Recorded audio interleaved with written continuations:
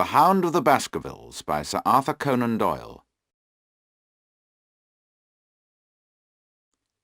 Chapter 1. The Case Begins. The September sun was shining brightly into the windows of 221B Baker Street, and London was enjoying a beautiful late summer. I had finished my breakfast and was reading the newspaper. As usual, Holmes had got up late and was still eating. We were expecting a visitor at 10:30, and I wondered whether Holmes would finish his breakfast before our visitor arrived. Holmes was in no hurry.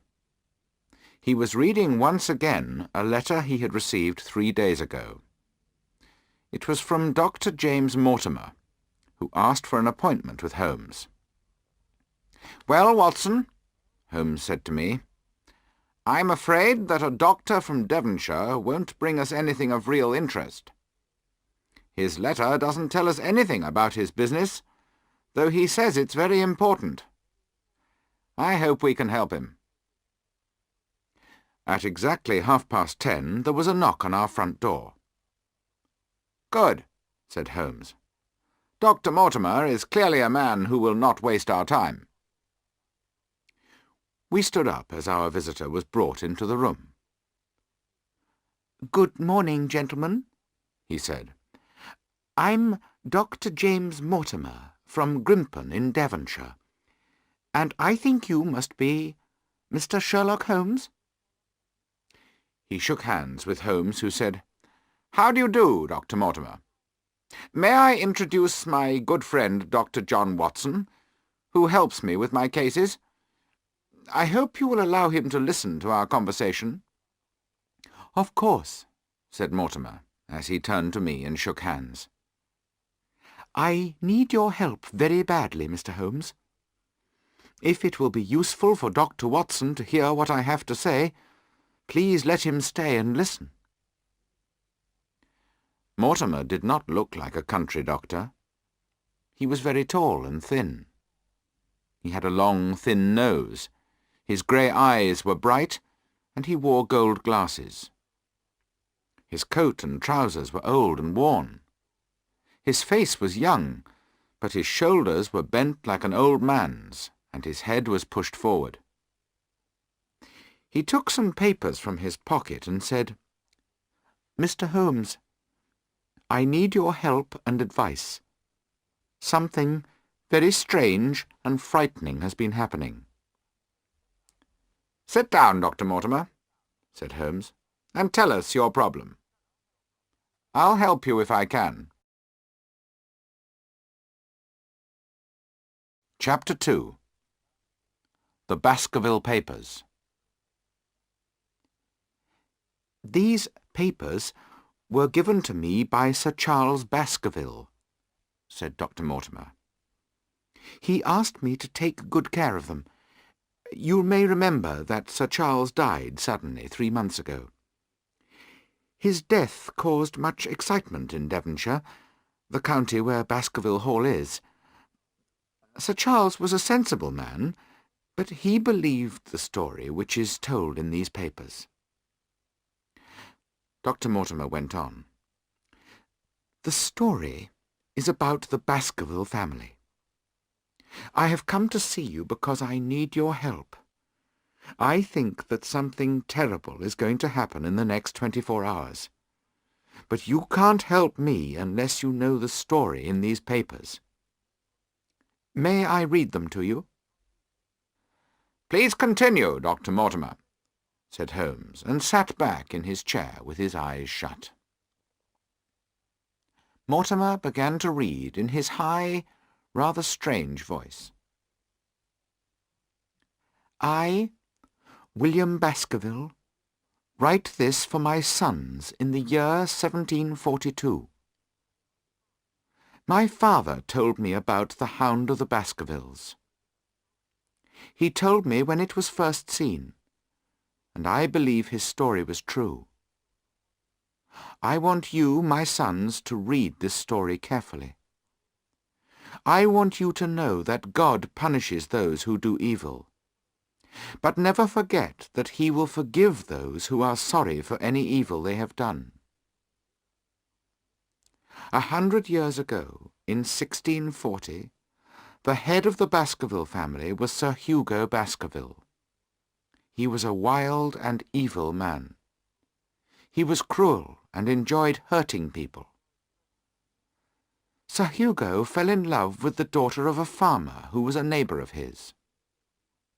The young woman was afraid of the evil Hugo and avoided him. One day Hugo heard that her father and brothers were away. He knew that she would be alone.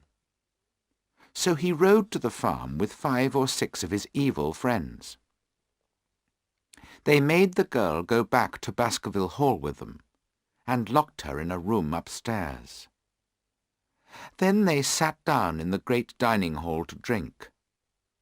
As usual, they drank bottle after bottle, and soon they began to sing and laugh and shout evil words.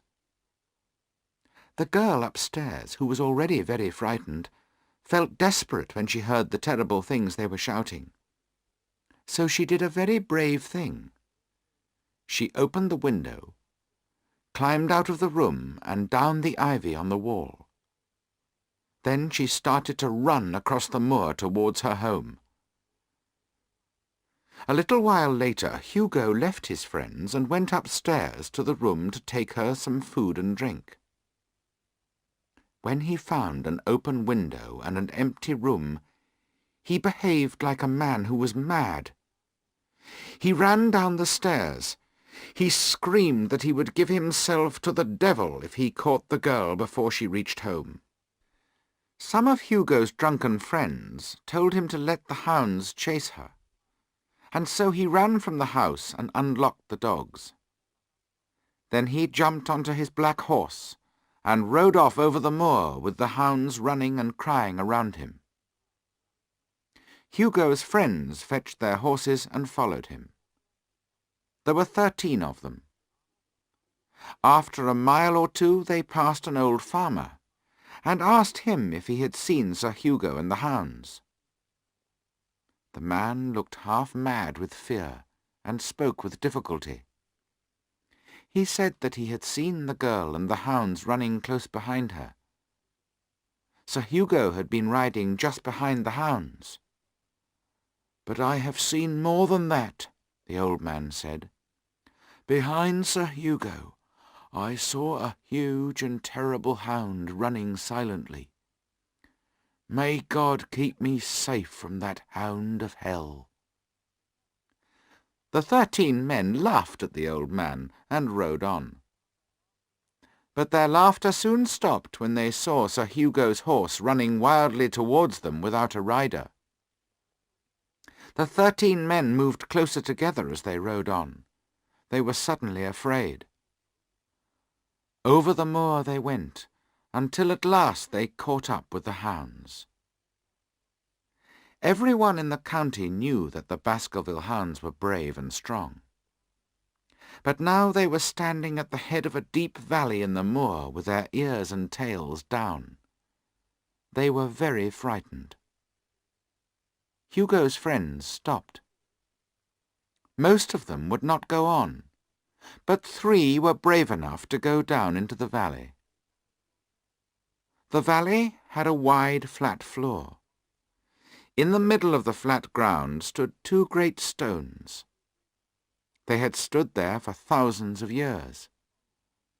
The moon was shining brightly on the great stones, and between them on the flat ground lay the girl. She had fallen there, dead of fear and exhaustion. Sir Hugo's body was lying near her. But it was not the sight of Sir Hugo or the girl that filled the men with fear. It was the sight of the huge animal that was standing over Sir Hugo. Its teeth were at his throat. It was a great black creature that looked like a hound, but it was larger than any hound they had ever seen. As they watched, it tore out Hugo Baskerville's throat. Then it turned towards them. Its eyes were burning brightly. Its body shone with a strange light. Blood ran from its mouth. The men screamed and kicked their horses. They rode back up the valley as fast as they could go. Later that night, one died from the horror he had seen. The other two were mad for the rest of their lives. That was the first time the hound appeared, my sons. It has been seen many times since then, and many of the Baskervilles have died in strange and terrible ways. Because of this, I warn you not to cross the moors at night. The devil finds it easy to do his work when the world is dark.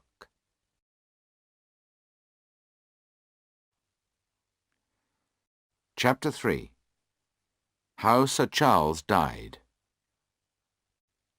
When Dr. Mortimer had finished reading this strange story, he looked across at Sherlock Holmes.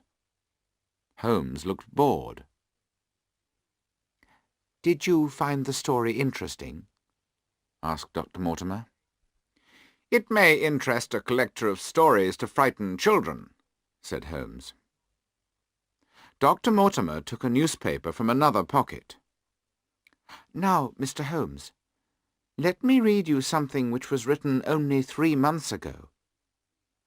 It is from the Devonshire County newspaper, and it is about the death of Sir Charles Baskerville." Holmes looked more interested. Dr. Mortimer began to read. "The sudden death of Sir Charles Baskerville has caused great sadness in the county. Although he had lived at Baskerville Hall for only 2 years, everyone liked him. Sir Charles had lived abroad and made his money there. He came back to spend his fortune on repairing Baskerville Hall and its farms and villages, as the buildings and lands were in very poor condition. He was a friendly and generous man who gave freely to the poor. The official report of his death does not explain everything that happened. However, it does show that there was no question of murder. Sir Charles died from natural causes, and the strange stories people are telling about his death are not true. His friend and doctor, Dr. James Mortimer, said that Sir Charles's heart had been weak for some time. The facts are simple. Every night before going to bed, Sir Charles went for a walk in the gardens of Baskerville Hall. His favourite walk was down a path between 2 hedges of yew trees, the famous yew alley of Baskerville Hall. On the night of the 4th of June, he went out for his walk to think and to smoke his usual cigar. Sir Charles was going to London on the next day, and Barrymore, his butler, was packing his suitcases.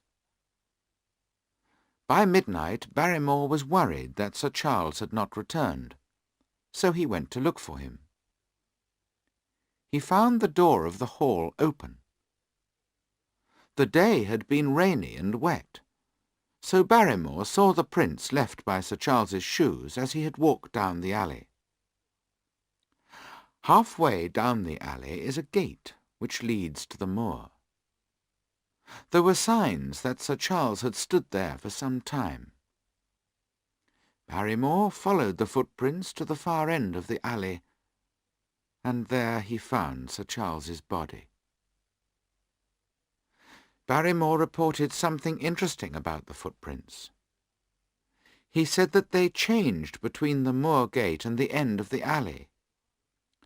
As far as the moor gate, there was a whole footprint for each of Sir Charles's steps.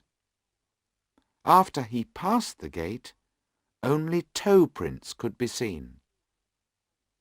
Barrymore thought Sir Charles had walked on his toes.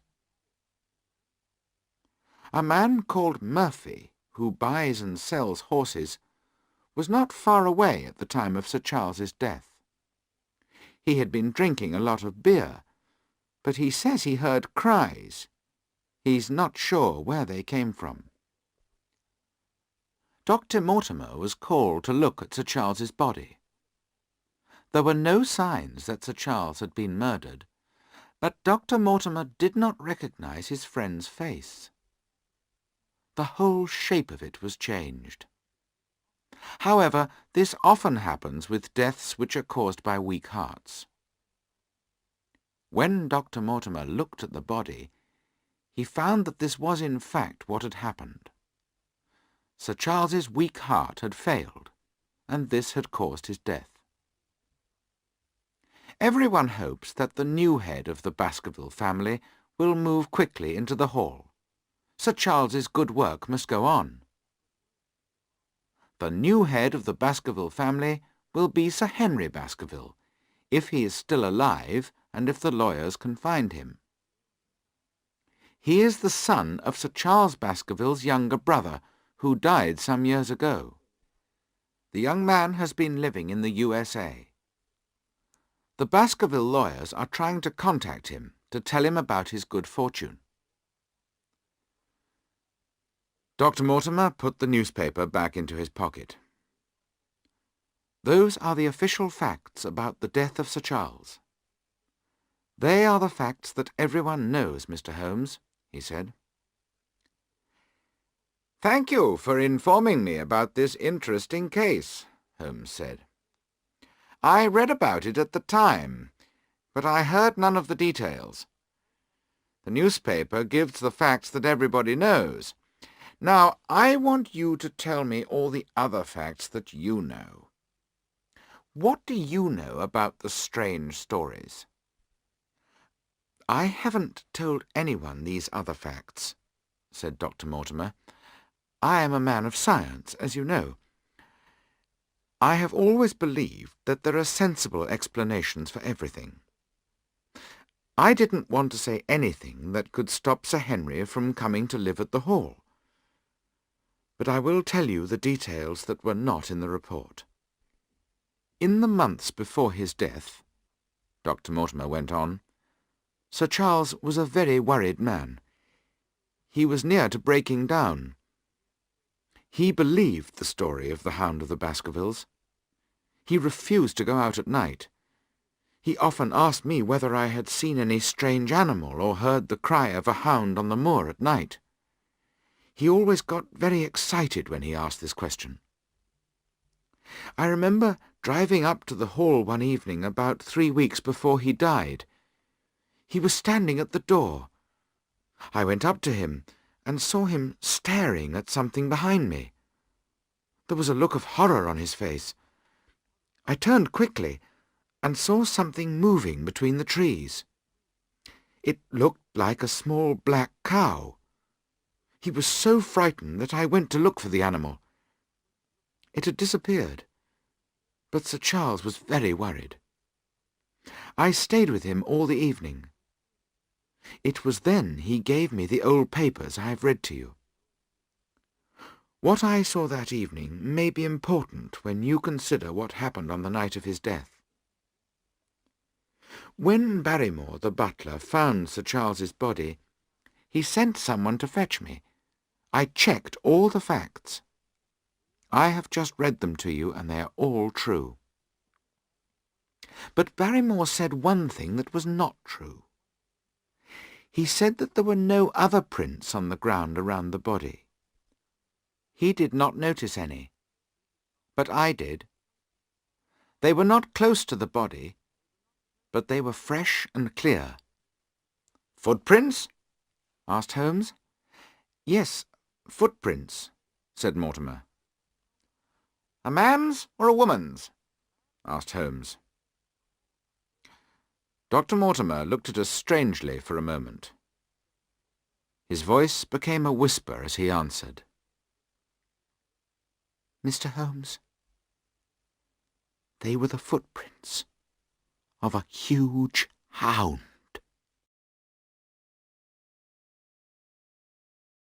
Chapter 4. The Problem. I felt a moment of fear as Mortimer spoke these words. Holmes sat forward in his excitement, and his eyes showed he was very interested indeed. "Why did nobody else see these footprints?" he asked. "The footprints were about 20 metres from the body, and nobody thought of looking so far away," Mortimer replied. "Are there many sheepdogs on the moor?" asked Holmes. "Yes, but this was no sheepdog. The footprints were very large indeed. Enormous," Mortimer answered. "But it had not gone near the body?" "No." "What kind of night was it?" Holmes asked. "It was wet and cold, though it wasn't actually raining." "Describe the alley to me." "The alley is a path between two long yew hedges. The hedges are small trees that were planted very close together. They are about 4 metres high. The distance between the two yew hedges is about 7 metres. Down the middle is a path of small stones. The path is about 3 metres wide, with grass on each side of it." "I understand there is a gate through the hedge in one place," said Holmes. "Yes, there is a small gate which leads to the moor." "Is there any other opening through the hedge?" "No." "So you can enter or leave the yew alley only from the hall or through the moor gate?" asked Holmes. "There is a way out through a summer-house at the far end." "Had Sir Charles reached the summer-house?" "No, he lay about 50 metres from it," said Mortimer. "Now, Dr. Mortimer, this is important. You say that the footprints you saw were on the path and not on the grass." "No footprints could show on the grass," said Mortimer. "Were they on the same side of the path as the moor gate?" "Yes, they were." "I find that very interesting indeed. Another question. Was the moor gate closed?" "Yes, it was closed and locked." "How high is it?" asked Holmes. "It's just over 1 metre high." "Then anyone could climb over it?" "Yes." "What prints did you see by the moor gate?" "Sir Charles seems to have stood there for 5 or 10 minutes, said Mortimer. "I know that because his cigar had burned down and the ash had dropped twice off the end of it." "Excellent," said Holmes. "This man is a very good detective, Watson." "Sir Charles had left his footprints all over that little bit of the path where he was standing. I couldn't see any other prints." Sherlock Holmes hit his knee with his hand angrily. "I like to look closely at these things myself," he said. "Oh, Dr. Mortimer, why didn't you call me immediately?" "Mr. Holmes, the best detective in the world can't help with some things," said Mortimer. "You mean things that are outside the laws of nature, supernatural things?" asked Holmes. "I didn't say so exactly," replied Mortimer.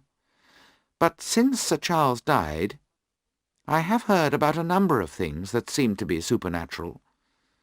Several people have seen an animal on the moor that looks like an enormous hound.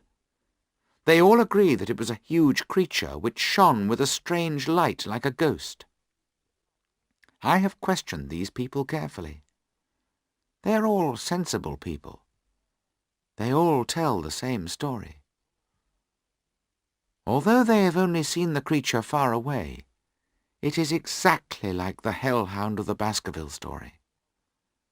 The people are very frightened, and only the bravest man will cross the moor at night."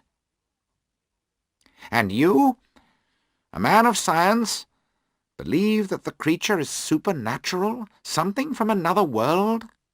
asked Holmes. "I don't know what to believe," said Dr. Mortimer. But you must agree that the footprints were made by a living creature, not a ghost. When the hound first appeared 250 years ago, it was real enough to tear out Sir Hugo's throat. But it was a supernatural hellhound, said Dr. Mortimer. If you think that Sir Charles's death was caused by something supernatural, my detective work can't help you, said Holmes rather coldly. Perhaps, said Mortimer, but you can help me by advising me what to do for Sir Henry Baskerville. He arrives in London by train in exactly— Dr. Mortimer looked at his watch— 1 hour and a quarter. Sir Henry is now head of the Baskerville family, asked Holmes. Yes, said Dr. Mortimer. He is the last of the Baskervilles. The family lawyers contacted him in the USA. He has come to England immediately by ship. He landed this morning. Now, Mr. Holmes, what do you advise me to do with him? Why should he not go to the family home? Asked Holmes. Because so many Baskervilles who go there die horrible deaths. But Sir Charles's good work must go on. If it doesn't, all the people on the Baskerville lands will be much poorer. If the Baskerville family leaves the Hall, that is what will happen. I don't know what to do. That is why I came to you for advice. Holmes thought for a little while. Then he said, You think it's too dangerous for any Baskerville to live at the Hall because of this supernatural hellhound. Well, I think you should go and meet Sir Henry Baskerville. Say nothing to him about this. I shall give you my advice in 24 hours. At 10 o'clock tomorrow morning, Dr. Mortimer, I would like you to bring Sir Henry Baskerville here. Dr. Mortimer got up from his chair. As he was leaving the room, Holmes said, One more question, Dr. Mortimer. You said that before Sir Charles's death, several people saw this strange creature on the moor. 3 people did, said Mortimer. Did anyone see it after the death? I haven't heard of anyone. Thank you, Dr. Mortimer. Good morning. After Mortimer had left us, Holmes sat down in his chair. He looked pleased. He always looked pleased when a case interested him. I knew that he needed to be alone to think about all that he had heard. I went out for the day, and came back to find the room full of thick smoke from Holmes's pipe. What do you think of this case? I asked him. It's hard to say. Take, for example, the change in the footprints. Did Sir Charles walk on his toes down the alley? Only a stupid person is likely to believe that. The truth is he was running for his life. He ran until his heart stopped and he fell dead. What was he running from? I asked. That is the difficult question, said Holmes. I think he was mad with fear before he began to run. He didn't know what he was doing. That explains why he ran away from the house instead of towards it. He was running away from help. The next question. Who was he waiting for that night? And why was he waiting in the yew alley and not in the house? You think he was waiting for someone? Sir Charles was old and unwell. We can understand why he took a walk each evening. But why did he stand in the cold on wet ground for 5 or 10 minutes? Dr. Mortimer cleverly noted the cigar ash, so we know how long Sir Charles stood there. We know that he kept away from the moor, so it's unlikely that he waited at the moor gate every evening. I am beginning to understand some things, Watson. but I'll think no more about it until we meet Dr. Mortimer and Sir Henry Baskerville in the morning. Please give me my violin." And Holmes began to play his violin. He had done all the thinking he could. Now he needed more details of the case to help him. Chapter 5. Sir Henry Baskerville. Dr. Mortimer and Sir Henry Baskerville arrived at exactly 10 o'clock the following morning. Sir Henry was a small, healthy, well-built man. His face showed that he had a strong character. He wore a country suit of thick, red-brown material, and his skin showed that he spent most of his time in the open air. "I'm glad this meeting was already arranged," Sir Henry said after we had shaken hands with our visitors. "I need your help, Mr. Holmes. A strange thing happened to me this morning. Look at this letter." He put a piece of paper on the table. On it were the words, "Do not go on to the moor. If you do, your life will be in danger." The words had been cut out of a newspaper.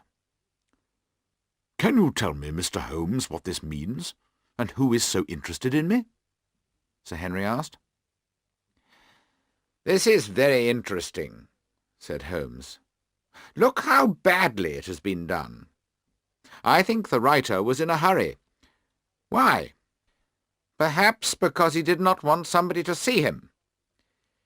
I think the address was written in a hotel. The pen and the ink have both given the writer trouble.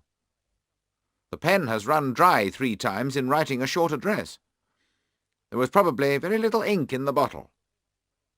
A private pen and bottle of ink are never allowed to get into that condition. Hello, what's this?"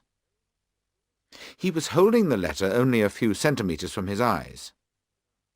"Well?" I asked. "Nothing," he said, and threw the letter down. "Now, Sir Henry, have you anything else to tell us?" "No," said Sir Henry, "except that I have lost one of my shoes. I put a pair outside my door last night. I wanted the hotel to clean them, but when I went to get them this morning, one had gone. I only bought them yesterday, and I've never worn them, but I wanted a good shine on them." "One shoe seems a useless thing to steal," said Holmes. "I'm sure the shoe will be found in the hotel and returned to you. But now we must tell you some things about the Baskerville family." Dr. Mortimer took out the old Baskerville papers and read them to Sir Henry. Holmes then told him about the death of Sir Charles. "So this letter is from someone who is trying to warn me or frighten me away," said Sir Henry.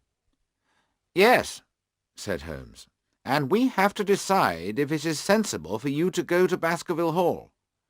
There seems to be danger there for you." "There is no man or devil who will stop me from going to the home of my family," said Sir Henry angrily. "I want some time to think about what you have told me. Will you and Dr. Watson join me for lunch at my hotel in 2 hours' time? By then I'll be able to tell you what I think." Dr. Mortimer and Sir Henry said good-bye and decided to walk back to their hotel. As soon as our visitors had gone, Holmes changed from the talker to the man of action. "Quick, Watson! Your coat and hat. We must follow them." We got ready quickly and went into the street. Our friends were not far ahead of us, and we followed. We stayed about 100 metres behind them. Suddenly Holmes gave a cry. I saw a taxi driving along very slowly on the other side of the road from our friends.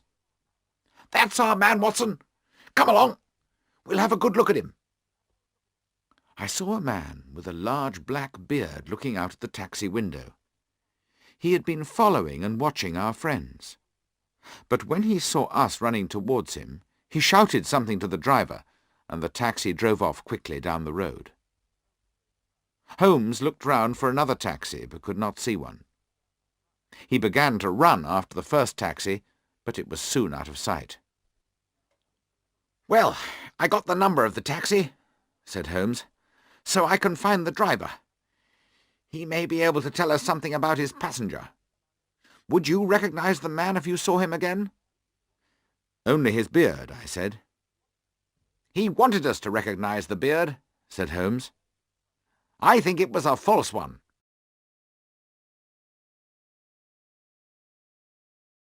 Chapter 6. More Mystery. Later we went on to Sir Henry's hotel. He was pleased to see us, but rather angry because another of his shoes had disappeared. This time it was one shoe of an old pair. I could see that Holmes found this both interesting and strange.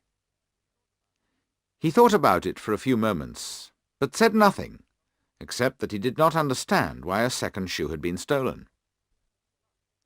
At lunch, Sir Henry told Holmes that he had decided to go to Baskerville Hall.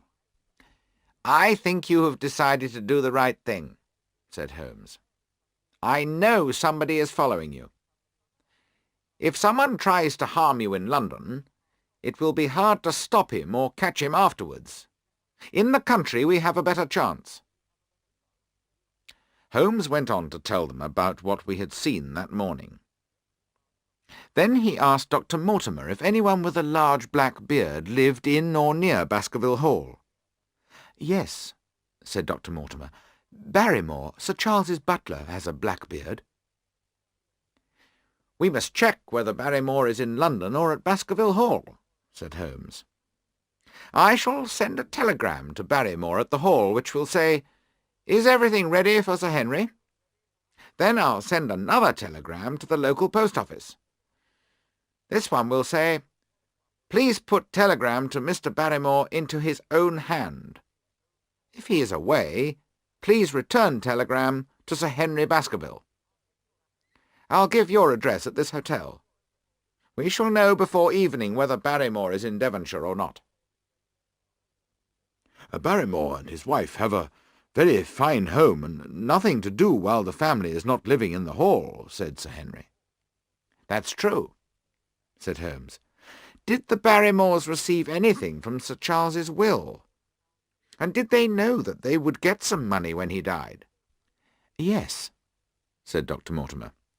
"They each received £500, and Sir Charles told everyone what he had written in his will." "That's very interesting," said Holmes. "I hope you don't suspect everyone who got something from the will," said Dr. Mortimer. "I received £1,000. "Indeed," said Holmes. "And who else received money?" "A lot of people received a little money. He gave a lot of money to a number of hospitals. The rest all went to Sir Henry, who received £740,000. "I had no idea it was so much," said Holmes in surprise. "The Baskerville lands are worth about £1 million, Dr. Mortimer said. "Dear me," said Holmes. "A man could kill for that much. One more question. If something happened to our young friend here, who would get Baskerville Hall and all its lands?" "Well, as you know, Sir Charles had 2 brothers. Sir Henry is the only son of Sir Charles's younger brother. The youngest brother of the 3, Roger, was a criminal. The police wanted him, so he had to leave England. They say he looked exactly like the family picture of old Sir Hugo, who first saw the hound. He was the same kind of man, too. He went to South America, where he died of a fever. So, if Sir Henry died, Baskerville Hall would go to James Desmond, who is a cousin of the Baskervilles. James Desmond is an old man who lives in the north of England. His life is very simple, and he would not want to be rich." "Thank you, Dr. Mortimer," said Holmes. "Now, Sir Henry, I agree that you should go to Baskerville Hall as quickly as possible. But you must not go alone. I myself cannot leave London at the present time. I'm working on another case. I'm trying to save one of the most important men in England from a difficult situation. I hope my friend Watson will go with you. If there is danger, you could not have a better man by your side." Sir Henry and I were both very happy with this idea, so we arranged to travel to Devonshire on the following Saturday.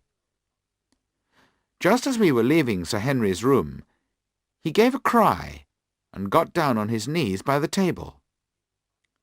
"Here's my brown shoe that was lost," he said, reaching under the table.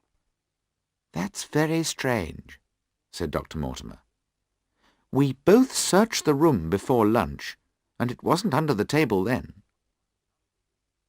None of the people who worked at the hotel could explain how the shoe had got back into the room. So we had another mystery. On the way back to Baker Street in the taxi, Holmes sat thinking deeply. All through the afternoon and the evening he went on thinking silently and smoking pipe after pipe.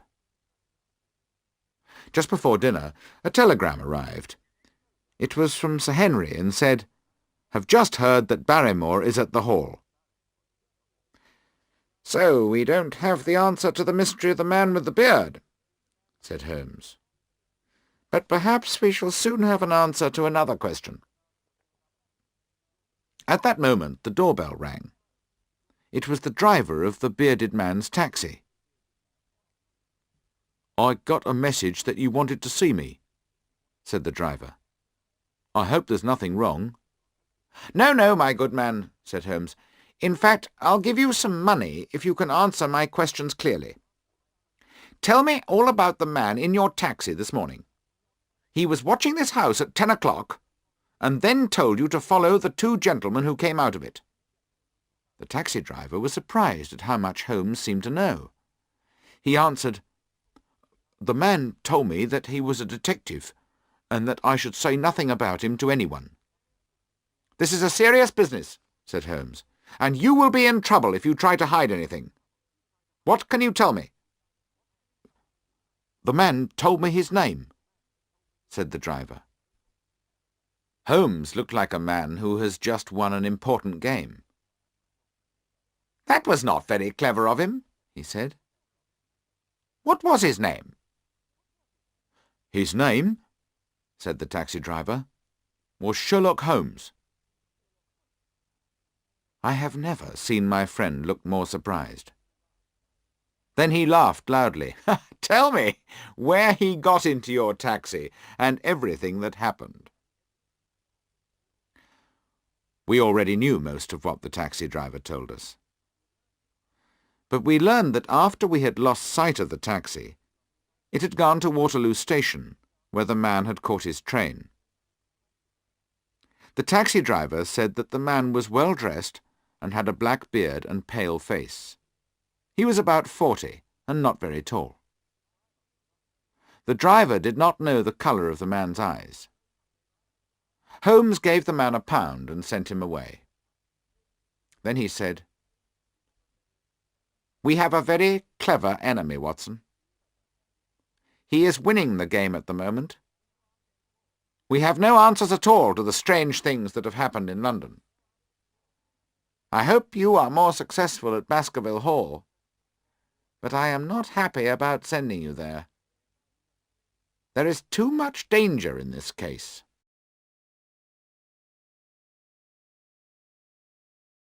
Chapter 7. Baskerville Hall.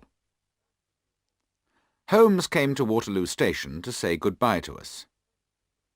Our friends told him that they were sure nobody had followed them since our last meeting. Sir Henry's other shoe had not reappeared. Holmes repeated his warning that Sir Henry should not go on the moor at night, and should not go anywhere alone. Then Holmes checked with me that I had my gun, an army revolver. The journey was fast and enjoyable. We were met at Newtown Station and driven to Baskerville Hall.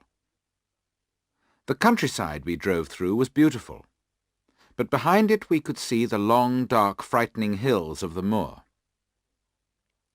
As we turned a corner, we were surprised to see a soldier on horseback. He was carrying a gun. Dr. Mortimer asked our driver why the soldier was there. "A dangerous criminal has escaped from the prison, sir," he told us. "He's been free for 3 days now, and people are frightened. His name is Selden. He's the man who did that murder in London." I remembered the case well. It had been a very cruel murder. I thought of this killer out on the empty, wild moor, and I felt more and more uncomfortable about my surroundings. The beautiful green fields with their thick hedges were behind us, and we were now on the cold, open moor. Everything was grey, hard and wild. Huge rough stones stood on the hard ground. The tops of the hills stood sharply like cruel teeth against the sky. A cold wind was blowing, and night was falling. I saw Sir Henry pull his coat closer round him. At last we reached the gates of Baskerville Hall. From the gates a long, dark road led up to the house, with the black shapes of old trees on each side of it. At the end of this road we could see the great house standing with a pale light round it like a ghost. "I can understand why my uncle felt that trouble was coming to him here. It's not a welcoming place," said Sir Henry, and his voice shook as he spoke. As we got closer, we could see that the hall was a heavy, dark building with a large main entrance. Most of the building was old and was covered in dark green ivy, but some of it had been built more recently and was of grim black stone. A dull light shone through the heavy windows. Black smoke was coming from one of the high chimneys of the main building. "Welcome, Sir Henry. Welcome to Baskerville Hall."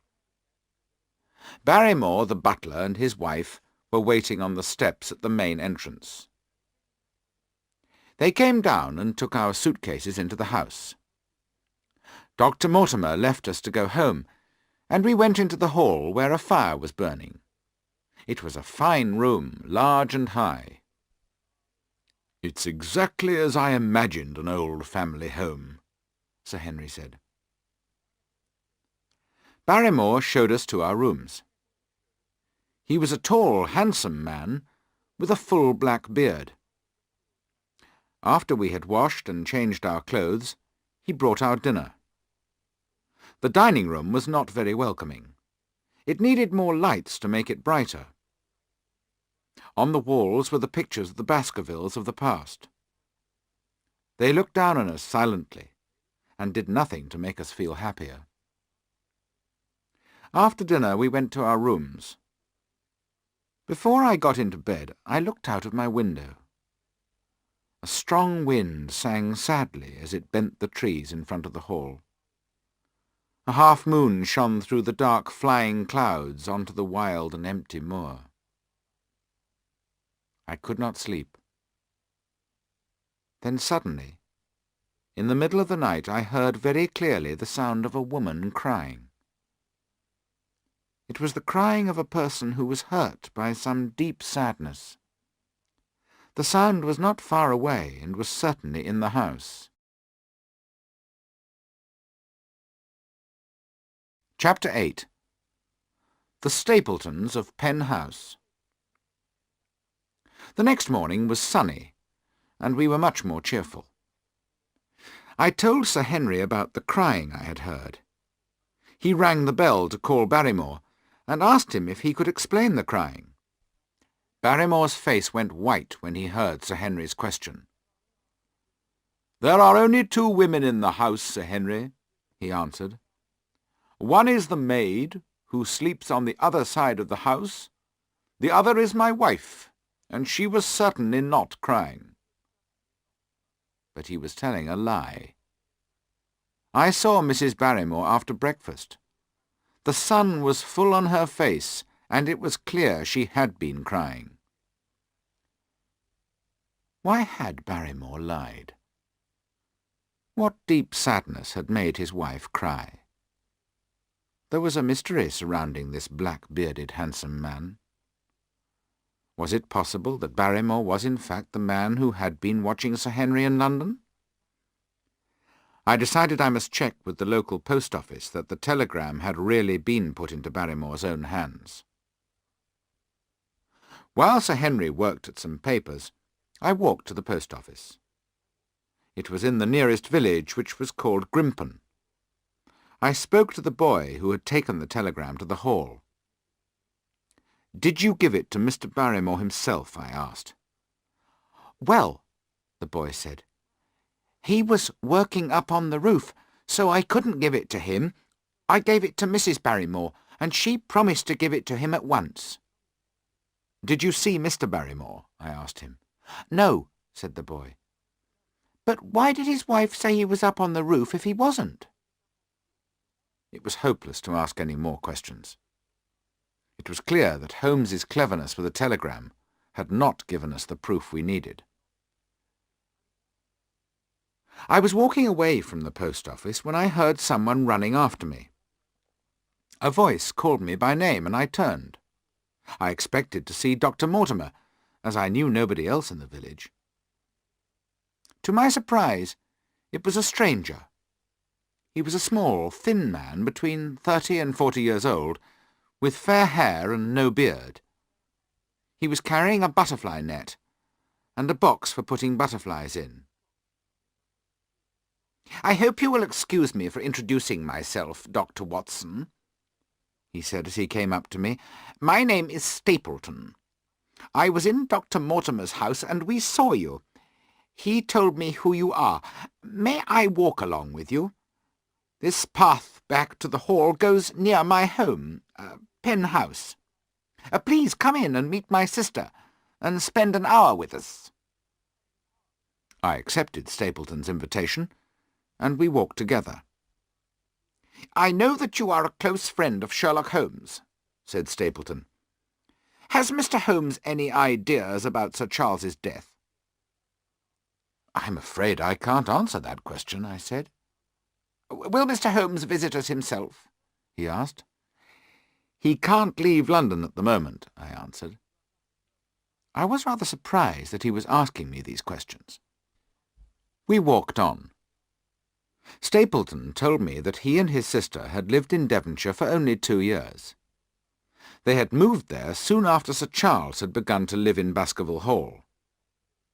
He also talked about the moor and how it interested him. He told me to look across the moor to a place which was a bright green colour. "That is the Great Grimpen Marsh," he said. "If animals or men go into the marsh, they will sink into it and die. But I can find my way to the very centre of it. Look, there is another of those poor horses." Something brown was fighting to get out of the bright green of the marsh. Then a terrible cry came across the moor. The horse's head and neck disappeared under the green. "It's gone," Stapleton said. "The marsh has caught and killed it. That often happens. It is an evil place, the Great Grimpen Marsh." "But you say you can go safely in and out of it," I asked him. "Yes, there are a few paths, and I have found them. The low hills you can see are like islands surrounded by the marsh. That is where I can find the unusual plants and butterflies. And that's why I found my way through the marsh." "I shall try my luck one day," I said. He looked at me in surprise. "Please don't try," he said. "You would never return alive, and it would be my fault." "Listen," I said. "What is that?" A long, low cry, very deep and very sad, came over the moor. It filled the whole air. Then it died away. "What is it?" I asked, with a cold fear in my heart. Stapleton had a strange look on his face. The people say it's the hound of the Baskervilles, which is calling for something to hunt and kill. I've heard it once or twice before, but never so loud. You are a man of science, I said. You don't believe that, do you? Isn't there a natural explanation for the sound?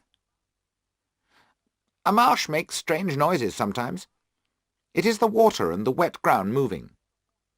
But that was the voice of a living creature, I said. Well, perhaps it was. There are some very unusual birds on the moors. It was most probably the cry of one of those. At that moment a small butterfly flew across the path in front of us. "Excuse me, Dr. Watson," shouted Stapleton, and ran off to try to catch the butterfly. He ran quickly and followed the butterfly onto the marsh, but he knew exactly where he could go, and was not in any danger. As I watched him, I heard the sound of steps behind me. I turned and saw a woman near me on the path. I was sure she was Miss Stapleton. She was very beautiful. She was dark and tall, with a lovely face. Before I could say anything, she said, "Go back. Go straight back to London immediately. I cannot tell you why, but please do what I ask you, and never come near the moor again. But my brother is coming. Not a word to him." Stapleton had caught the butterfly and was walking back to us. "Hello, my dear," he said to his sister, but it seemed to me that his voice was not completely friendly. "I see that you two have already introduced yourselves." "Yes," she said. "I was telling Sir Henry that it was rather late in the year for him to see the true beauty of the moor." "I am sorry," I said. "You have made a mistake. I am not Sir Henry. I am a friend who is visiting him, and my name is Dr. Watson." Miss Stapleton was clearly angry with herself. "I'm sorry," she said. "Please forget what I said. But do come with us to our house."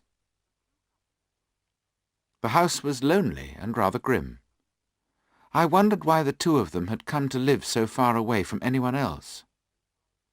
Stapleton seemed to know what I was thinking, and said, "You may think this is a lonely, strange place to live, but the moors are very interesting, and we enjoy it here. I owned a school in the north of England, but I had to close it. I miss the boys and girls, but there is plenty to do here, and we have good neighbours. I hope Sir Henry will become one of them. May I visit the hall this afternoon to meet him, do you think?" "I'm sure he will be very pleased to meet you," I said.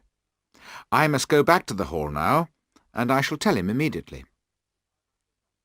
I said good-bye to the Stapletons, and continued on the path back to the hall. I had been walking for only a few minutes when I was surprised to see Miss Stapleton sitting on a rock ahead of me.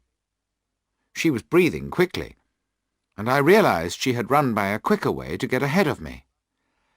"Dr. Watson," she said, "I want to say sorry for the mistake I made. I thought you were Sir Henry. Please forget what I said. I did not mean you were in danger. Now, I must go, or my brother will miss me." "I cannot forget your words, Miss Stapleton," I said. "If Sir Henry is in danger, I must tell him." "You know the story of the hound?" she asked me. "Yes, but I do not believe it," I replied. "But I think it's true," she said. "Please persuade Sir Henry to leave this place. So many of his family have died here mysteriously. He must not put his life in danger by staying here." "Sir Henry won't leave this place without a real reason," I said. "I can't give you a real reason. I don't know anything for certain." "One more question, Miss Stapleton," I said. "The story of the hound is well known. Why didn't you want your brother to hear what you said?" "My brother wants the head of the Baskerville family to live in the hall," she said.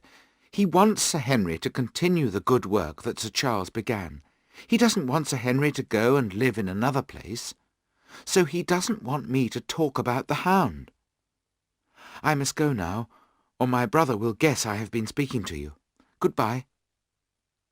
She turned and went back towards her house, and I walked on to Baskerville Hall.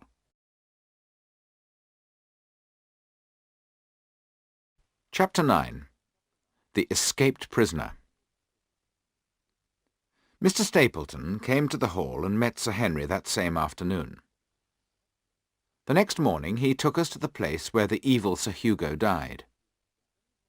Then we had lunch at Penn House. Sir Henry clearly thought Miss Stapleton was very beautiful. His eyes followed her everywhere. He liked her very much, and I was sure that she felt the same about him. He spoke about her again and again as we walked home. After the first meeting, we met the Stapletons almost every day. After a short time it was clear that Sir Henry had fallen deeply in love with the beautiful Miss Stapleton. At first I thought that Stapleton would be very pleased if his sister married Sir Henry. However, I soon realized that he did not want their friendship to grow into love. He did everything he could to make sure that they were never alone. On 1 or 2 occasions they did manage to meet alone, but Stapleton followed them and was not pleased to see them together. I soon met another neighbour of Sir Henry's. His name was Mr. Frankland, and he lived about 4 miles to the south of the hall. He was an old man with a red face and white hair. He had 2 hobbies. The first was arguing. He argued with everybody. The second hobby was studying the stars. For this he had a very big telescope. For several days he had been watching the moor through the telescope. He wanted to find Selden, the escaped murderer. Nobody had seen the prisoner for a fortnight, and we all thought that he had probably left the moor. A few nights later I was woken by a noise at about 2 in the morning. I heard someone walking softly outside my door. I got up, opened the door, and looked out. I saw Barrymore moving carefully and quietly away from me. I followed him as quietly as I could. He went into one of the empty bedrooms and left the door open. I went quietly up to the door and looked inside. Barrymore was standing at the window. He was holding a light in his hand and looking out onto the moor. He stood without moving for a few minutes, and then he put out the light. I went quickly back to my room. A few minutes later, I heard Barrymore go softly by. The next morning I told Sir Henry what I had seen. "We must follow him and find out what he is doing," said Sir Henry. "He won't hear us if we move carefully." That night we sat in Sir Henry's room and waited. At about 3 o'clock in the morning we heard the sound of footsteps outside the bedroom. We looked out and saw Barrymore. We followed him as quietly as we could. He went into the same room as before.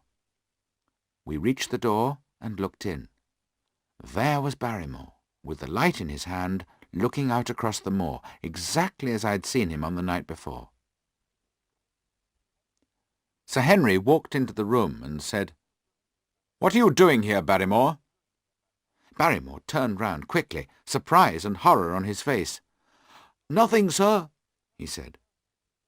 The shadows on the wall from his light were jumping up and down as his hand shook. "It was the window, sir.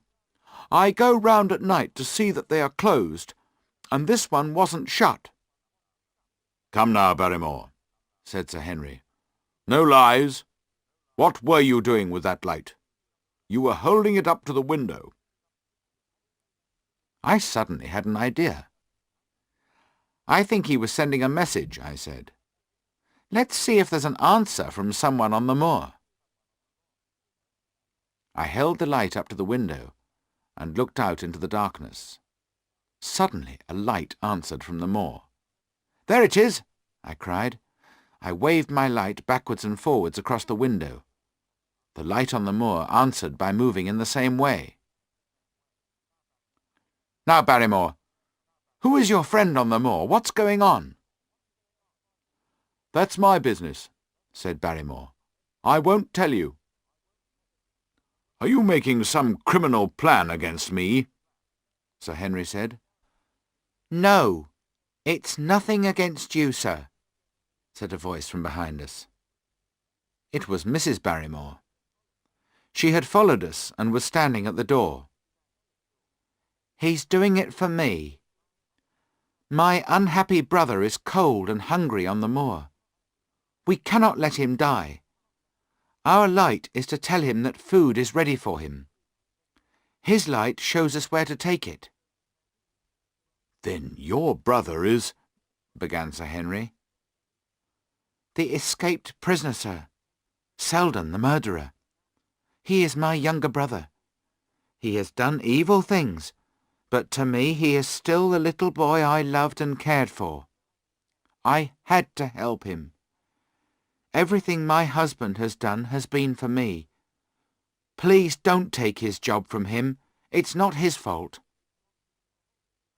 Sir Henry turned to Barrymore and said, "I cannot blame you for helping your wife. Go to bed, and we'll talk about this in the morning." The Barrymores left us. "The murderer is waiting out there by that light," said Sir Henry. "He's a danger to everyone. I'm going to catch him. If you want to come with me, Watson, fetch your revolver, and let's go." We left the hall immediately. "We must surprise him and catch him," said Sir Henry. "He's a dangerous man. Now, Watson, what would Holmes say about this? Do you remember what the old papers said? They said the devil does his work when the world is dark." Just as he spoke there came a strange cry from across the moor. It was the same cry I had heard when I was with Stapleton on the edge of the great Grimpen Marsh. "What is that noise?" asked Sir Henry. He stopped and put his hand on my arm to hold me back. "I've heard it before," I said. "Stapleton says it's the cry of a bird." "Watson," said Sir Henry, his voice shaking, "it is the cry of a hound. What do the local people say it is?" "They say it is the cry of the hound of the Baskervilles," I replied. "Can there possibly be some truth in the story?" said Sir Henry. "Am I really in danger from such an evil thing? I think I am as brave as most men, but that sound froze my blood. But we have come out to catch that prisoner, and the devil himself will not make me turn back." It was difficult to cross the moor in the dark, but at last we reached the light. It was standing on a rock. Suddenly an evil face, more like an animal than a man, looked at us from behind the rock. The escaped prisoner saw us and screamed as he turned to run. Sir Henry and I were both good runners and very healthy men, but we soon realized that we had no chance of catching Selden. He knew the way and was running for his life. Soon we had lost him in the dark, so we stopped and sat down, breathing heavily, to rest. At that moment, a very strange thing happened.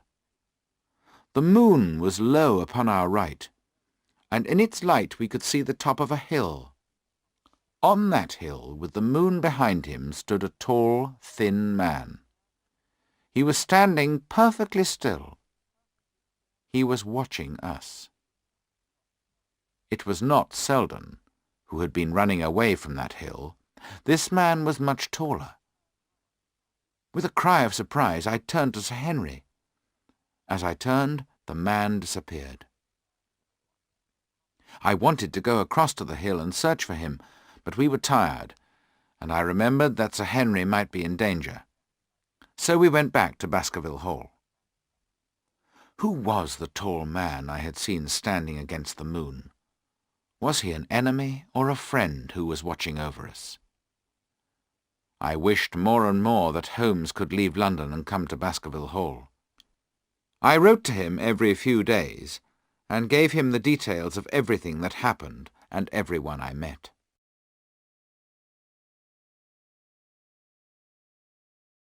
Chapter 10. The Letter. The following day was dull and foggy. The hall was surrounded by heavy, low clouds, which opened now and then to show the grim, cold moor and its wet grey rocks. The weather made us miserable. It was difficult to be cheerful when we felt danger all around us. I thought of Sir Charles's death, and the awful sound of the hound, which I had now heard twice. Holmes did not believe that there was a supernatural hound, but facts are facts, and I had heard a hound. Was there a huge hound living on the moor? If so, where could it hide? Where did it get its food? Why was it never seen by day? It was almost as difficult to accept a natural explanation as a supernatural explanation.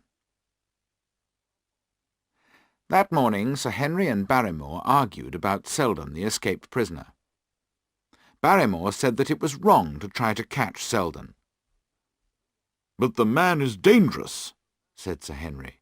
"He'll do anything. Nobody is safe until he is in prison again. We must tell the police." "I promise he won't break into any house," said Barrymore, "and he won't cause any trouble.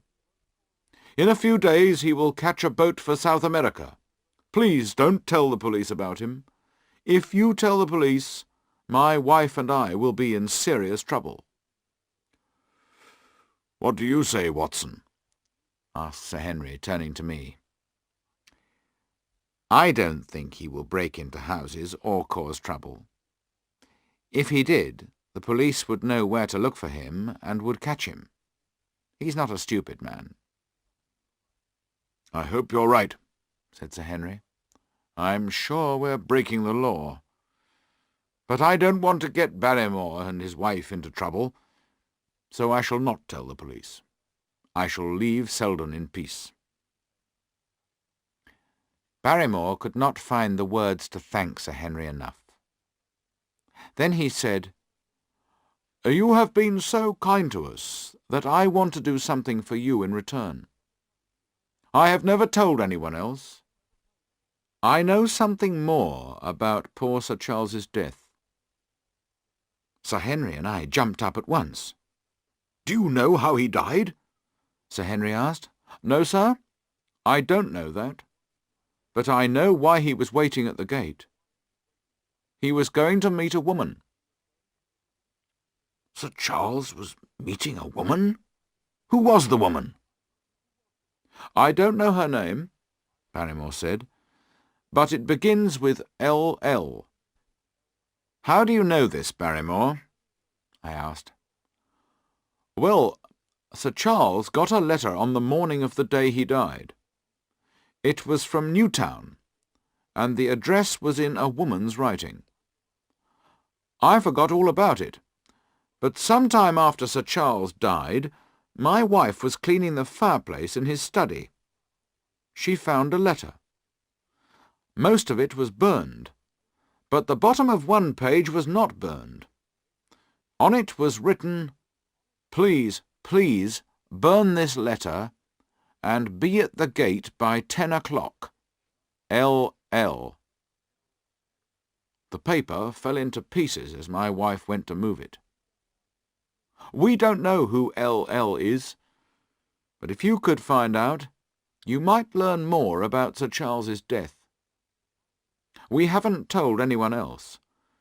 We felt it would not be good for poor, kind Sir Charles. But we thought we ought to tell you, Sir Henry." The Barrymores left us, and Sir Henry turned to me. "If we can find L.L., the mystery may be at an end," he said. "What do you think we should do, Watson?" "I must write to Holmes at once," I said, and I went straight to my room and wrote a letter to Holmes, which gave him all the details of Barrymore's story. On the following day, heavy rain fell without stopping. I put on my coat and went for a long walk on the moor. I thought of Selden out on the cold moor in this weather. And I thought of the other man, the mysterious watcher. As I walked, Dr. Mortimer drove past me. He stopped and said he would take me back to the hall. "I expect you know almost everybody living near here," I said. "Do you know a woman whose names begin with the letters L.L.?" Dr. Mortimer thought for a minute, and then he said, "Yes, Mrs. Laura Lyons. She lives in Newtown." "Who is she?" I asked. "She's Mr. Franklin's daughter." "What, old Franklin who has the large telescope?" "Yes," said Dr. Mortimer. "Laura married a painter called Lyons, who came to paint pictures of the moor. But he was cruel to her, and after a while he left her. Her father will not speak to her because she married against his wishes. So her husband and her father have made her life very unhappy." "How does she live?" I asked. "Several people who knew her sad story have helped her. Stapleton and Sir Charles gave her some money. I gave a little myself. She used the money to start a typewriting business." Dr. Mortimer wanted to know why I was asking about Mrs. Lyons. However, I preferred to keep the reason secret, and we talked about other things for the rest of the journey. Only one other thing of interest happened that day. In the evening after dinner, I had a few words with Barrymore alone. I asked him whether Selden had left the country. "I don't know, sir," Barrymore replied. "I hope he is gone, but I've not heard anything of him since I last left food and some clothes for him, and that was 3 days ago." "Did you see him then?" "No, sir, but the food and clothes were gone when I next went that way," Barrymore told me. "Then Selden was certainly there?" I asked. "I think so, sir.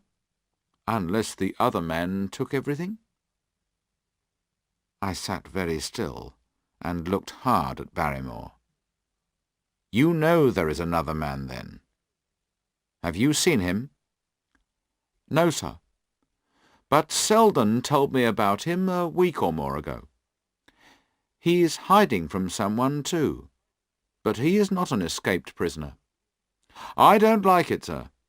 Something evil is going to happen, I'm sure. Sir Henry would be much safer in London." "Did Selden tell you anything more about the other man?" I asked. "He looked like a gentleman. He was living in one of the old stone huts on the moor. A boy works for him and brings him all the food and things he needs. That's all Selden told me." I thanked him, and he left me. I went to the window and looked out at the rain and the clouds. It was a wild night. I knew the huts Barrymore had spoken about. There were many of them on the moor. They had been built many hundreds of years ago by the people who lived on the moor. They would not keep a man warm and dry in bad weather. Selden could not choose to live anywhere else. But why did the other man live in such conditions? I sat and thought what I should do next. I decided I must try to find the man who had been watching us. Was he the enemy who had been following us since the very beginning in London? If he was, and I could catch him, perhaps our difficulties would be at an end. I also decided to hunt the man on my own. Sir Henry was still shaken by the terrible cry we had heard on the moor. I did not want to add to his troubles, or to lead him into more danger.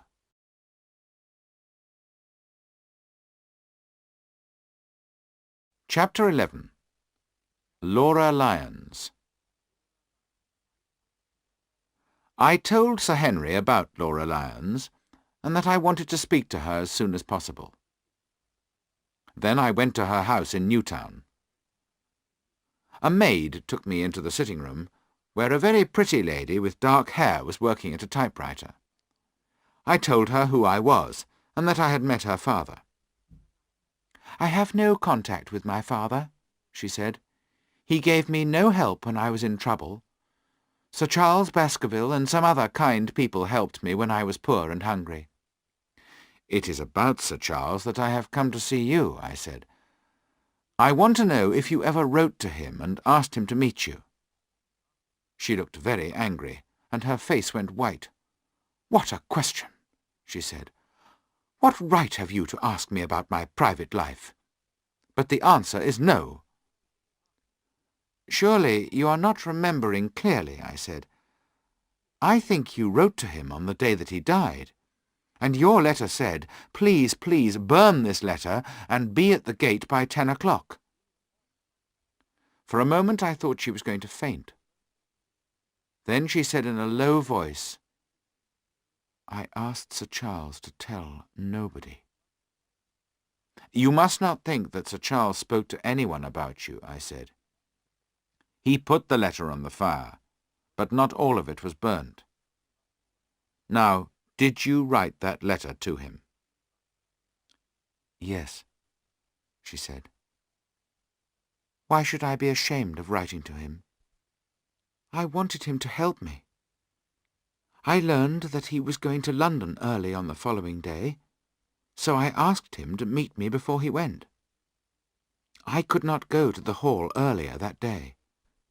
"But why did you ask him to meet you in the garden instead of in the house?" I asked. "Do you think it would be sensible for a woman to go at that time of night into the house of an unmarried man?" she asked. "Well, what happened when you got there?" I asked. "I didn't go," she replied. "Mrs. Lyons!" "I tell you I did not go. Something happened that stopped me from going. I can't tell you what it was." "Mrs. Lyons," I said, "if you did not see Sir Charles, you must tell me why. If you do not, it will look very bad for you if I have to go to the police with this new piece of information about the letter." Mrs. Lyons thought for a moment, and then she said, "I see that I must tell you. Perhaps you know that I married a man who was very cruel to me. I hate him, and I wanted to get a divorce. But a divorce is expensive, and I had no money. I thought that if Sir Charles heard my sad story, he would help me to get a divorce." "Then why didn't you go to see Sir Charles?" I asked her. "Because I got help from someone else," she said. "Why didn't you write to Sir Charles and tell him?" "I was going to, but I saw in the newspaper the next morning that he had died." I asked Mrs. Lyons a number of other questions, but she did not change her story, whatever I asked her. I was sure that she was telling the truth. I could check two important parts of the story. If they were right, there could be no doubt that she was telling the truth. I could check that she had begun to get her divorce at about the time of Sir Charles's death. I could also check that she had not been to Baskerville Hall on the night of Sir Charles's death. But I was not sure that she had told me the whole truth. Why had she nearly fainted when I had told her about the letter? That was not completely explained by the story she had told me. I had discovered all I could for the moment. I left her, and went to search for more information in a different place.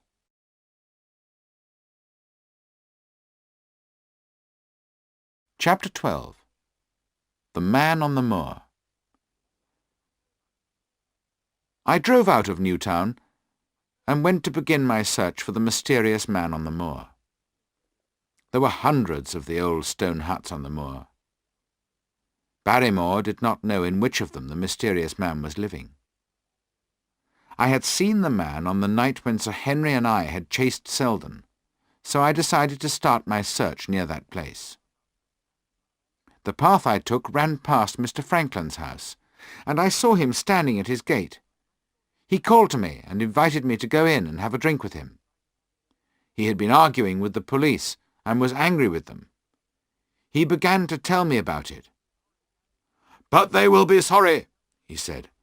"I could tell them where to look for the escaped prisoner, but I'm not going to help them. You see, I have been searching the moors with my telescope, and although I have not actually seen the prisoner, I have seen the person who is taking him food." I thought of Barrymore and Mrs. Barrymore's worried face, but Mr. Franklin's next words showed me that I did not need to worry. "You will be surprised to hear that a young boy takes food to the prisoner. The boy goes by at about the same time each day, and he's always carrying a bag. Who else can he be going to see except the prisoner? Come and look through my telescope, and you will see that I am right. It is about this time each day that the boy goes by." We went up onto the roof, and we did not have to wait long. There was someone moving on a hill in front of the house. I looked through the telescope and saw a small boy with a bag over his shoulder. He looked round to make sure that nobody was following him, and then he disappeared over the hill. "Remember that I don't want the police to know my secret, Dr. Watson," Franklin reminded me. "I'm too angry with them at the moment to help them." I agreed not to tell the police, and said goodbye. I walked along the road while Franklin was watching me, but as soon as I was round the corner, I went towards the hill where we had seen the boy. The sun was already going down when I reached the top of the hill. I could not see the boy, and there was nothing else in that lonely place. Beneath me, on the other side of the hill, was a circle of old stone huts. In the middle of the circle was one hut that had a better roof than the others, so it would keep out the wind and the rain. This must be the place where the mysterious man was hiding. I would soon know his secret. As I walked towards the hut, I saw that someone had certainly been using it. A path had been worn up to the door. I took my revolver out of my pocket and checked that it was ready to fire. I walked quickly and quietly up to the hut and looked inside. The place was empty. But this was certainly where the man lived. As I looked round the hut, I knew that the mysterious man must have a very strong character. No other person could live in conditions as bad as these. There were some blankets on a flat stone where the man slept. There had been a fire in one corner. There were some cooking pots and a large bowl half full of water. In the middle of the hut was another large flat stone, which was used as a table, and on it was the bag the boy had been carrying. Under the bag I saw a piece of paper with writing on it. Quickly I picked up the paper and read what was written on it. It said, "Dr. Watson has gone to Newtown." I realized that the mysterious man had told someone to watch me, and this was a message from his spy. Was the man a dangerous enemy? Or was he a friend who was watching us to make sure we were safe? I decided I would not leave the hut until I knew. Outside, the sun was low in the sky. Everything looked calm and peaceful in the golden evening light. But I did not feel peaceful or calm. I felt frightened as I waited for the mysterious man. Then I heard footsteps coming towards the hut. As they came closer, I moved into the darkest corner of the hut. I did not want the man to see me until I had looked closely at him. The footsteps stopped, and I could hear nothing at all. Then the man began to move again, and the footsteps came closer. A shadow fell across the door of the hut. "It's a lovely evening, my dear Watson," said a voice I knew well. "I really think you will enjoy it more out here." Chapter 13. Too late. For a moment or two I could neither breathe nor move. Then I felt my fear and unhappiness disappear, as I knew that I was no longer alone in my responsibility for Sir Henry. The dangers all around me did not seem so frightening. The cool voice could belong to only one man in the world. "Holmes!" I cried. "Holmes!" I went outside the hut, and there was Holmes. He was sitting on a stone, and his grey eyes were dancing with amusement. He was thin and worn, but bright and wide awake. His skin was brown from the wind and the sun, but his chin was smooth, and his shirt was white. He did not look like a man who had been living in the middle of the moor. "I have never been so glad to see anyone in my life," I said, "nor so surprised." "I am surprised too," Holmes said, as he shook me warmly by the hand. "How did you find me?" I told him about Frankland, and how I had seen the boy with the food. Holmes went into the hut and looked at the food, and at the note with it. "I guess that you have been to see Mrs. Laura Lyons," he said. And when I told him that he was right, he went on, "When we put together everything that each of us has discovered, I expect we shall know almost everything about this case." "But how did you get here?" I asked him. "And what have you been doing? I thought you had to finish your case in London."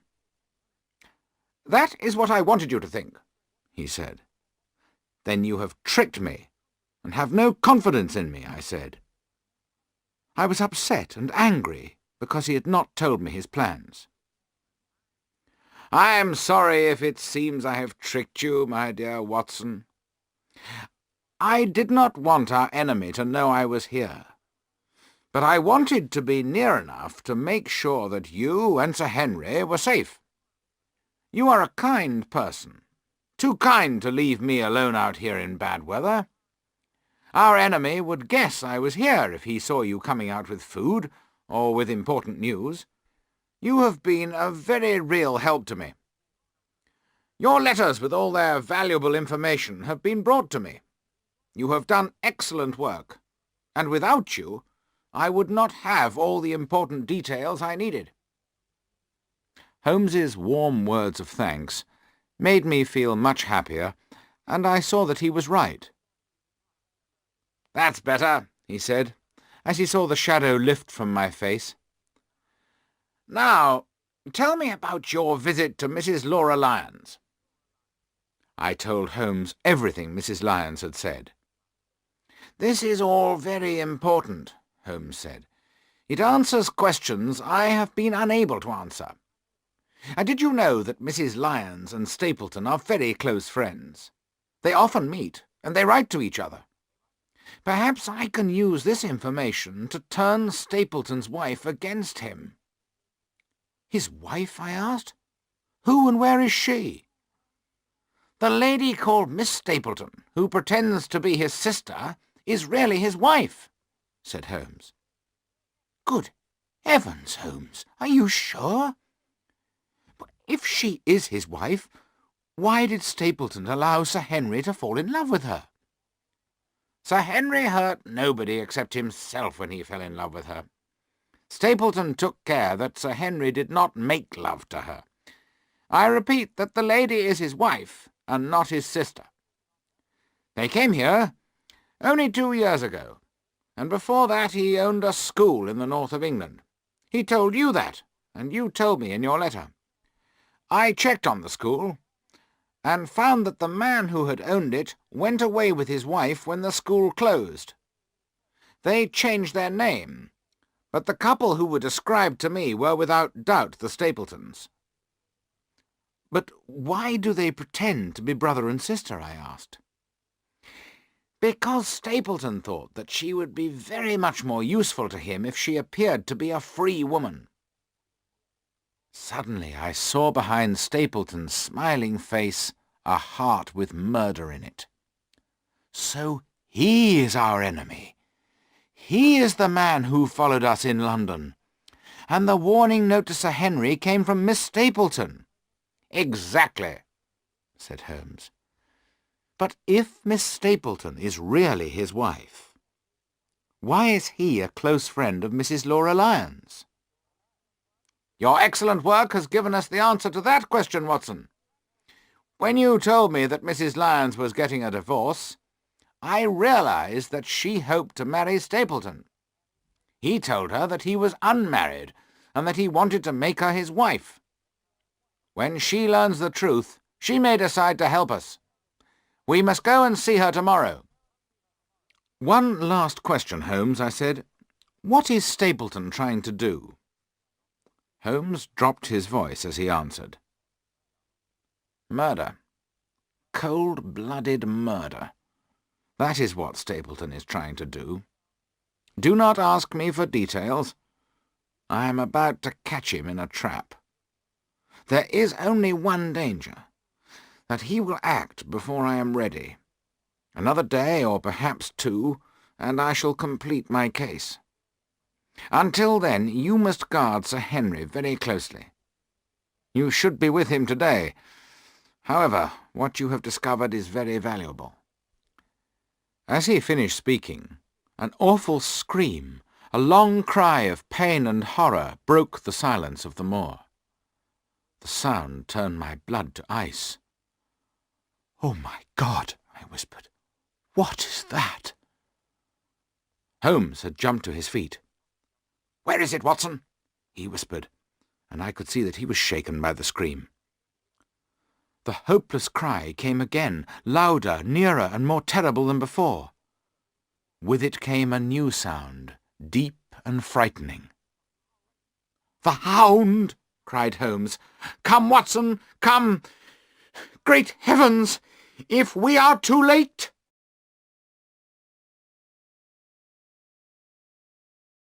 Chapter 14. Death on the Moor. Holmes started running over the moor, and I followed him. From somewhere in front of us came one more hopeless scream.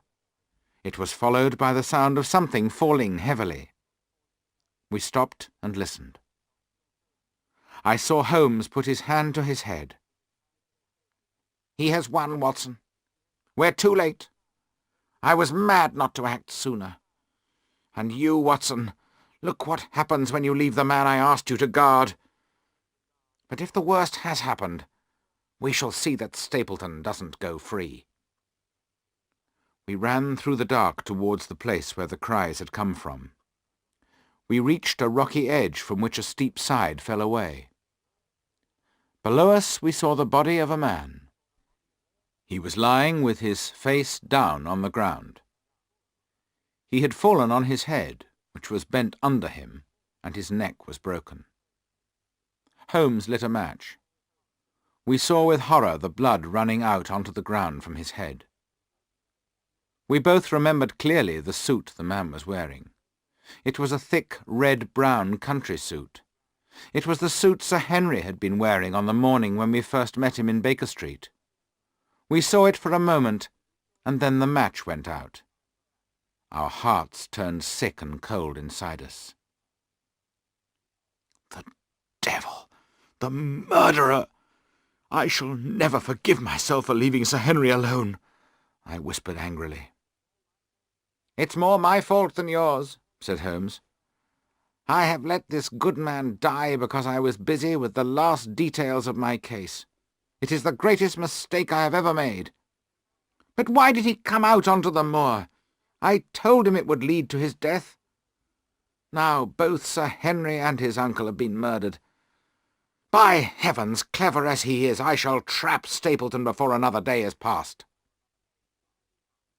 With heavy hearts we stood on either side of the broken body. Then Holmes bent over the body and began to move it. All of a sudden, he began to laugh and jump up and down. "Look at the face!" he shouted, hitting me on the back. "It is not Sir Henry. It's Selden, the escaped prisoner." We turned the body over. There was no doubt about it. I had seen the face before, on the night Sir Henry and I had chased Selden over the moor. Then I suddenly remembered, and everything became clear. Sir Henry had told me how he gave his old clothes to Barrymore. I realized that this suit had been among the clothes Barrymore had left for Selden, and I told Holmes. "Then the clothes have caused the death of the poor man. The hound had been given something of Sir Henry's to smell, so that it would pick up his scent and follow him. I think that is why the shoe was taken from the hotel in London. So the hound followed the scent and hunted this man.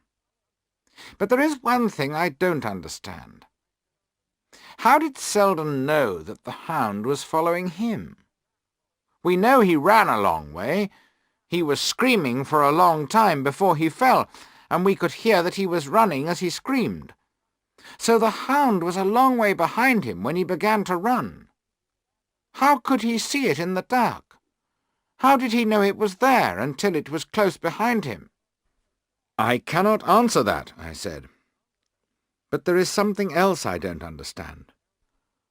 Why was the hound out on the moor tonight? Stapleton would not let it go out unless he thought Sir Henry was there." "We may know the answer to that question very soon," said Holmes. "Here comes Stapleton." His sharp eyes had seen a figure moving in the darkness in front of us, and as the man came closer, I could see that it was indeed Stapleton. "We must be very careful not to show that we suspect him," Holmes warned me. Stapleton stopped when he saw us, and then walked forward again. "Dr. Watson, is that you? I didn't expect to see you on the moor at this time of night. But, dear me, what's this? Somebody hurt? Not... Don't tell me that it's our friend Sir Henry."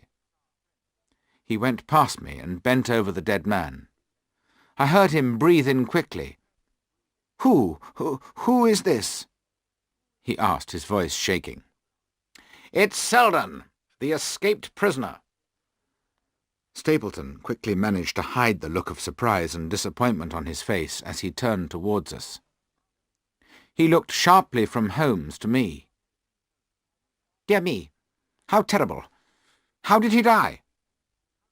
"We think he broke his neck by falling over the edge of these rocks," I said. "I heard a cry, and that is why I came out. I was worried about Sir Henry," Stapleton said. "Why were you worried about Sir Henry?" I asked. "Because I had invited him to my house. When he did not come, I was surprised. Then, when I heard cries on the moor, I began to worry about him. I wonder—" His eyes went quickly from my face to Holmes's. "Did you hear anything else at all?" "No," said Holmes. "Did you?" "No," said Stapleton. "What do you mean, then?" "Oh, you know, the stories about the supernatural hound. I wondered if it had been here tonight." "We heard nothing of that kind," I said. "How do you think this poor man fell to his death?" Stapleton asked. "I think cold and hunger, and his fear that the police would catch him, drove him mad. He ran round the moor in his madness and fell over this edge," I said. "Do you agree, Mr. Sherlock Holmes?" asked Stapleton. "You're quick to guess who I am," said Holmes. "We've been expecting you ever since Dr. Watson arrived." "I have no doubt my friend is right about the way Selden died," said Holmes. "It's a sad death, but it will not prevent me from returning to London tomorrow." "Before you return, Will you be able to explain the mysteries that we've experienced here? I'm not always as successful as I hope. I need facts, not stories of the supernatural. This hasn't been a good case for me. Stapleton looked hard at him, but Holmes had spoken very seriously, and his words sounded true. We covered the body. Then Stapleton turned to go home, and Holmes and I walked towards Baskerville Hall. He's a very clever man, and a dangerous enemy who will be difficult to trap, said Holmes. Look how he controlled his disappointment when he found that the dead man was not Sir Henry. I'm sorry that he has seen you, I said. So am I. But there was nothing we could do about it. Now he knows I am here, he may be more careful, or he may act more quickly than he had planned. Why can't we give him to the police at once? Because we can't prove anything against him. Sir Charles was found dead because his heart failed. Again, tonight we could not prove that there was a hound. Selden died from a fall. We have no case at present. We shall see Mrs. Lyons tomorrow, and she may help us. But whatever happens, I have my own plan. There will be some danger, but by the end of tomorrow I hope to have won this battle. He would say nothing else. Are you coming to the hall? I asked. Yes, he replied. There's no reason for me to hide any longer. But one last word, Watson. Say nothing of the hound to Sir Henry. Let him think that Selden died from a fall. If he knows about the hound, he will find it harder to face the dangers of tomorrow. I think you told me in your last letter that he is having dinner with the Stapletons tomorrow evening. And they have invited me too, I reminded him. Then you must excuse yourself, and he must go alone. That can easily be arranged. And now I think we are both ready for some food.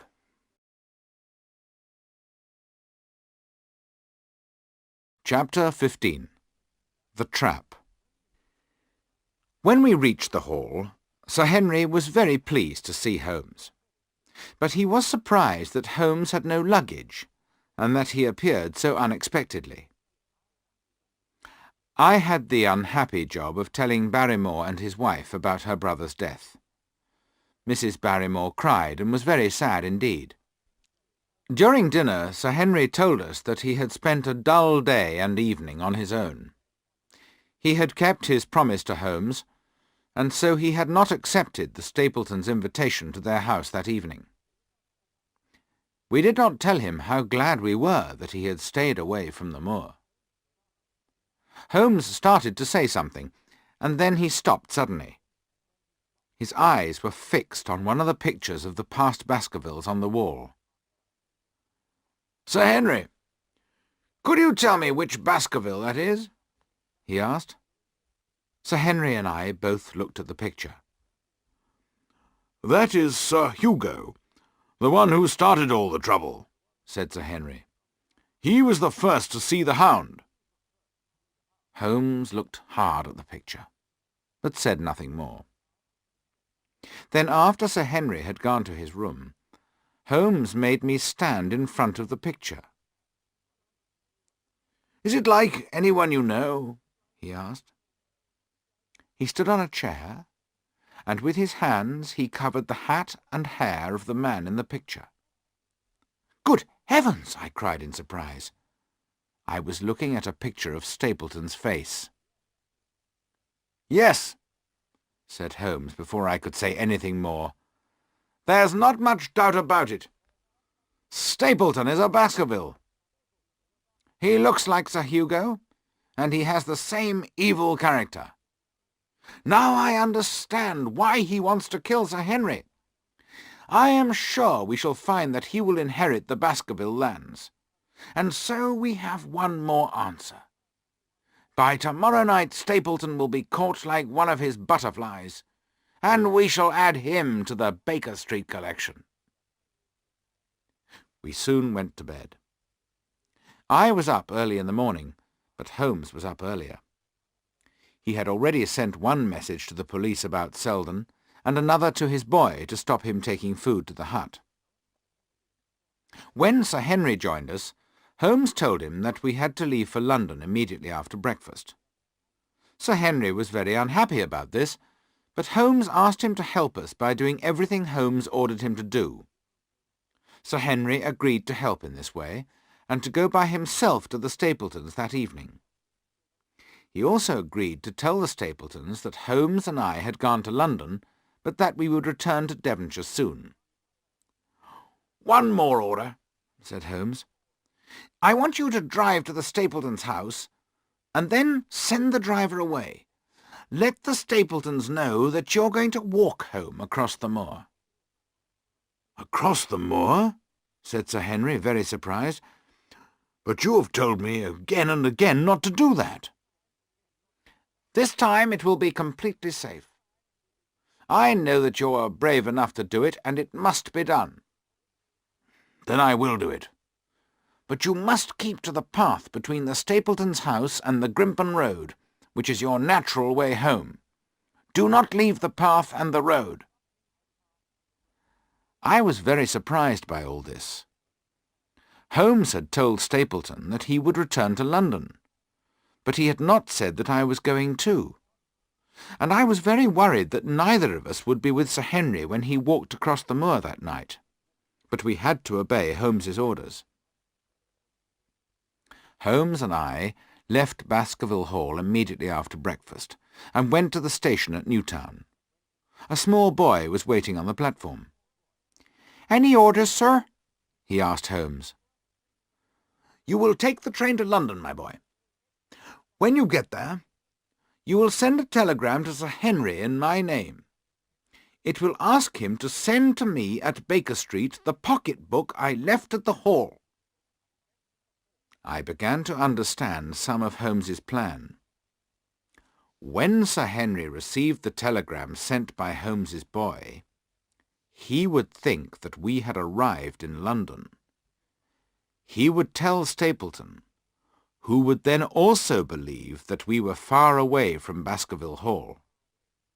In fact, we would be very close in case Sir Henry needed us. We left the station and went to see Mrs. Laura Lyons. I introduced Holmes to her. After they had shaken hands, he said, "Dr. Watson has told me everything, Mrs. Lyons. We see Sir Charles's death as a case of murder.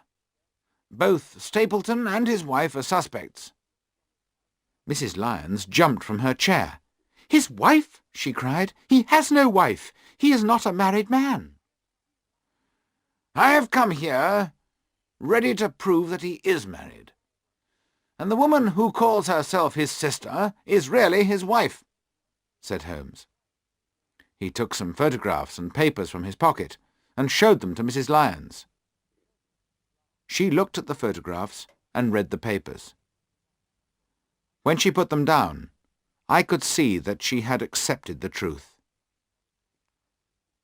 "I thought this man loved me," she said, "but he has lied to me. Ask me what you like, Mr. Holmes, and I will tell you the truth. I never thought any harm would come to Sir Charles. He was a dear old gentleman who was very kind to me. I would do nothing to hurt him." "I believe you, Mrs. Lyons," said Holmes. "Now, let me tell you what I think happened. You can tell me if I'm right or if I'm wrong. First of all, I think Stapleton told you to write the letter to Sir Charles and to ask him for help. He also told you to ask Sir Charles to meet you at the moor gate. Then, after you had sent the letter, Stapleton persuaded you not to meet Sir Charles after all." "Stapleton told me that he could not allow any other man to give me the money for my divorce," Mrs. Lyons said. "He said he was poor, but that he would give all his money to bring us together. Then, after I heard about Sir Charles's death, Stapleton told me to say nothing about my letter and the meeting. He said I would be a suspect. He frightened me into staying silent." "Yes," said Holmes. "But you wondered about him." She said nothing for a moment and looked down. "Yes," she said. "But since he has lied to me about marrying me, I will no longer keep his secrets." "You are lucky that you have escaped him," Holmes said. "You know too much. But I hope you are safe now. Good morning, Mrs. Lyons, and thank you. You will hear from us soon." "So, one by one our questions are answered," said Holmes as we left Newtown. "When it is over, this will be one of the most famous cases of our time. And now it has nearly ended.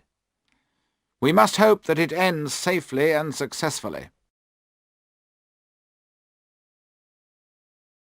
Chapter 16. The Hound of the Baskervilles. That evening Holmes and I drove across the moor until we could see the lights of the Stapletons' house in front of us. Then we got out and began to walk very quietly along the path towards the house. When we were very close, Holmes told me to stop. He took his revolver from his pocket, and I did the same. "We shall hide behind these rocks," he whispered. "Watson, you know the house, so I want you to go forward and look through the windows. I want to know where the Stapletons and Sir Henry are and what they are doing. Take great care, because they must not know that somebody is watching them." Very carefully and quietly I moved towards the house. I looked first into the dining-room window. Stapleton and Sir Henry were sitting and smoking their cigars, but there was no sign of Miss Stapleton. I moved round to the other windows, but I could not see her in any of the rooms. I went back to the dining-room window, and as I looked in again, Stapleton left the room and came out of the house. He went to a hut beside the house and unlocked the door. I heard a strange sound coming from the hut, but I could not think what was making the noise. Then Stapleton locked the door and went back into the house and into the dining-room. I went back to Holmes and told him what I had seen. He wanted to know where Miss Stapleton was, and I had to tell him twice that there was no sign of her in the house. The moon was shining on the great Grimpen Marsh, and a fog was rising from it. Holmes watched the fog and began to look worried. The fog was creeping up from the marsh towards the house. We were hidden near the path, which was on the far side of the house from the marsh. "The fog is moving towards us, Watson, and that is very serious," said Holmes. "It's the one thing that could make my plans go wrong." As we watched, the fog, which had crept as far as the house, began to flow round it. Angrily, Holmes hit the rock in front of us with his open hand. "If Sir Henry doesn't come out in the next quarter of an hour, the path will be covered by the fog. In half an hour we shall not be able to see our hands in front of our faces. We must move back to higher ground above the fog." We moved away from the house and out of the fog, which was creeping slowly along the ground and hiding the path from our view. "We must not go too far," said Holmes. "If we do, Sir Henry may be caught before he reaches us." Holmes went down on one knee and put his ear to the ground. "Thank heaven! I think I hear him coming." Then we heard quick footsteps on the path. After a few moments, Sir Henry appeared out of the fog and walked on in the clear moonlight. He came quickly along the path, passed close to where we were hidden, and began to walk up the hill behind us. As he walked, he looked over his shoulder again and again, like a man who is worried that something is following him. "Listen," said Holmes sharply. "Look out! It's coming!" I heard him make his revolver ready to fire, and I did the same. There was a sound of quick, light footsteps from inside the curtain of fog. The thick cloud had crept to within 50 metres of where we were hidden. We tried to see into it, and wondered what horrible thing would appear. I looked at Holmes. His eyes were fixed on the place where the path disappeared into the fog. He was pale, but his eyes were bright. He looked like a man who was going to win the most important game of his life. Then suddenly his eyes nearly jumped out of his head, and his mouth opened in frightened surprise. I looked away from him to see what his eyes were fixed on. When I saw the awful shape that was coming towards us out of the fog, my blood turned cold. The revolver nearly fell from my hands, and my whole body froze with fear. I saw a hound, an enormous black hound. It was bigger than any dog I had ever seen. But it was something else that filled us with terror. No human eye had ever seen a hound like this one. Fire came from its open mouth. Its eyes were burning. Flames covered its head and body. It was a more horrible sight than anyone could imagine. A hell-hound sent by the devil. It was not a creature of the natural world. The huge, black, burning hound ran quickly and silently after Sir Henry. Far away along the path we saw him turn and look back at the hound. His face was white in the moonlight, and his hands were lifted in horror. He watched helplessly as the terrible creature got closer to him. We were so frozen by the ghostly and unnatural sight that we let the hound go past us, and we could not move. Our friend was near to death, and we were helpless with fear. Chapter 17. The Search for the Murderer. Then our fear for Sir Henry became greater than our terror. Holmes and I fired our revolvers together. The creature gave a loud cry of pain, and we knew we had hit it. But it did not stop, and ran on after Sir Henry. When we heard the cry of pain, our fears disappeared. This was no supernatural hound. Our bullets could hurt it, and we could kill it. We ran after it as fast as we could. I have never seen anyone run as quickly as Holmes ran that night, and I could not keep up with him. In front of us on the path we heard scream after scream from Sir Henry, and the deep voice of the hound. I saw the creature jump at Sir Henry and throw him to the ground. Its teeth went for his throat. But the next moment Holmes had emptied his revolver into the hound's body. It gave a last deep cry. Its teeth closed on the empty air, and it fell to the ground. I put my revolver to its head, but I did not need to fire. The hound was dead. Sir Henry lay unconscious where he had fallen. Quickly we opened the neck of his shirt. Holmes had fired just in time, and the hound's teeth had not reached our friend's throat. Already his eyes were beginning to open, and he looked up at us. "My God," he whispered. "What was it? What in heaven's name was it?" "It's dead, whatever it was," said Holmes. "We've killed the family ghost forever." The creature that lay before us was as large as a small lion. Its mouth and teeth were huge. They shone with blue flames. There were rings of blue fire round its cruel eyes, too. I touched the hound's burning coat.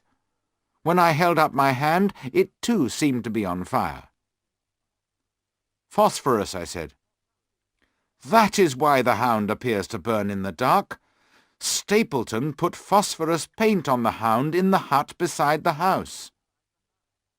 But Holmes was thinking more about Sir Henry than about Stapleton's cleverness. "I must apologize to you, Sir Henry," he said. "I put your life in danger. I expected to see a huge hound, but not a creature like this. The fog gave us a very short time to control our fear, and for moments we could not move. "Never mind," said Sir Henry. "You saved my life, and I thank you. Please, help me stand up. What are you going to do now?" Sir Henry's legs were shaking so much from his terrible experience that he could not stand. We helped him to a rock. He sat there and held his head in his hands. "We must leave you here, Sir Henry, and try to catch Stapleton. We shall come back as quickly as possible and take you to the Hall. Our case is complete, but we must now catch our man." I followed Holmes along the path back to the house. "We must search the house," said Holmes, "but almost certainly he won't be there. He probably heard the noise of our guns, so he knows his evil game is finished." The front door of the house was open. We went in and looked from room to room. All the rooms downstairs were empty, so we went upstairs and looked in all the rooms except one, which was locked. "There's someone in there," I said. "I heard someone move. Help me break open this door." We threw ourselves against the door, and as the lock broke, we went in. We held our revolvers ready to fire. In the middle of the room was a figure tied to a post. We could not see whether it was a man or a woman, as it was completely covered with sheets. Only the eyes and nose were free. We pulled off the sheets and untied the prisoner from the post. It was Miss Stapleton. As we untied her, we could see long red bruises across her neck. "That cruel devil Stapleton has beaten her," Holmes said. "Put her into a chair." Miss Stapleton had fainted from the beating and exhaustion. As we put her into the chair, she opened her eyes. "Is he safe?" she asked. "Has he escaped?" "He cannot escape us, Miss Stapleton," Holmes said. No, I don't mean my husband. I mean Sir Henry. Is he safe?" "Yes," I said, "and the hound is dead." "Thank God," she said. "Thank God. Oh, the cruel devil! Look what he has done to me." She showed us her arms, and we saw with horror that her skin was black and blue where she had been beaten. "But he has hurt me more in other ways. While I thought he loved me, I accepted many things. But he doesn't love me. He has used me." "Then help us now," said Holmes. "Tell us where he is gone." "There is an old house on an island in the middle of the marsh," she said. "He kept his hound there. He also had the house ready in case he needed to escape. He will be there, I'm sure." "Nobody could find his way into the Grimpen Marsh in this fog tonight," said Holmes, looking out of the window. The fog lay like white wool against the glass, and we knew we could not try to follow him until it cleared. We decided to take Sir Henry back to Baskerville Hall. We had to tell him everything about the Stapletons, and he was deeply hurt when he heard the truth about the woman he loved. The news that she was married and the awful fear he had experienced brought on a fever. We sent for Dr. Mortimer, who came and sat with Sir Henry throughout the night. On the following morning, Miss Stapleton took us to the path through the marsh. The fog had lifted, and she showed us the sticks which she and her husband had put in to mark the way. We followed them through the marsh, which smelled of dying plants. The wet ground pulled at our feet as we walked. From time to time, one of us stepped from the path and sank up to his waist in the marsh. One man on his own could not hope to escape the pull of the marsh. Without help, he would sink to his death. But we did not find any sign of Stapleton. We searched and searched without success. There is no doubt that he lost his way in the fog and sank in the marsh. Somewhere deep down, his body lies to this day. We reached the island Miss Stapleton had described and searched the old house. "This place tells us nothing that we do not already know," said Holmes. "These bones show that he hid the hound here, but he could not keep it quiet, so people heard its cries. Here is the bottle of phosphorus paint. Stapleton used it very cleverly on the hound.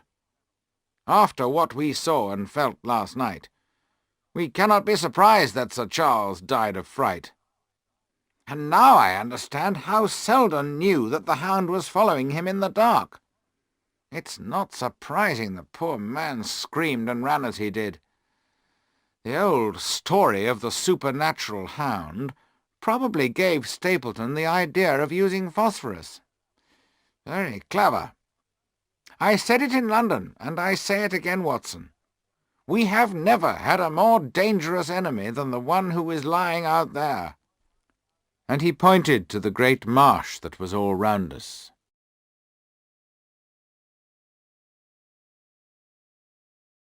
Chapter 18. Looking Back. It was the end of November, more than a month after our return from Baskerville Hall. Holmes and I were sitting on either side of a bright fire in our sitting-room in Baker Street. Since our return, Holmes had been working hard on 2 other cases, and he had been too busy to discuss the Baskerville case.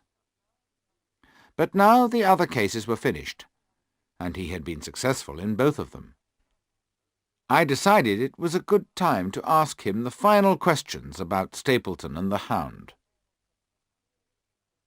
"The picture showed us that Stapleton was indeed a Baskerville," Holmes began. "He was the son of Roger Baskerville, who was Sir Charles's younger brother. Roger was a criminal who escaped from prison and ran away to South America. Everyone thought he had died unmarried, but that was not true. He had one son, also called Roger, whom we knew as Stapleton. Stapleton married a beautiful South American, and came to England, where he started a school in the north.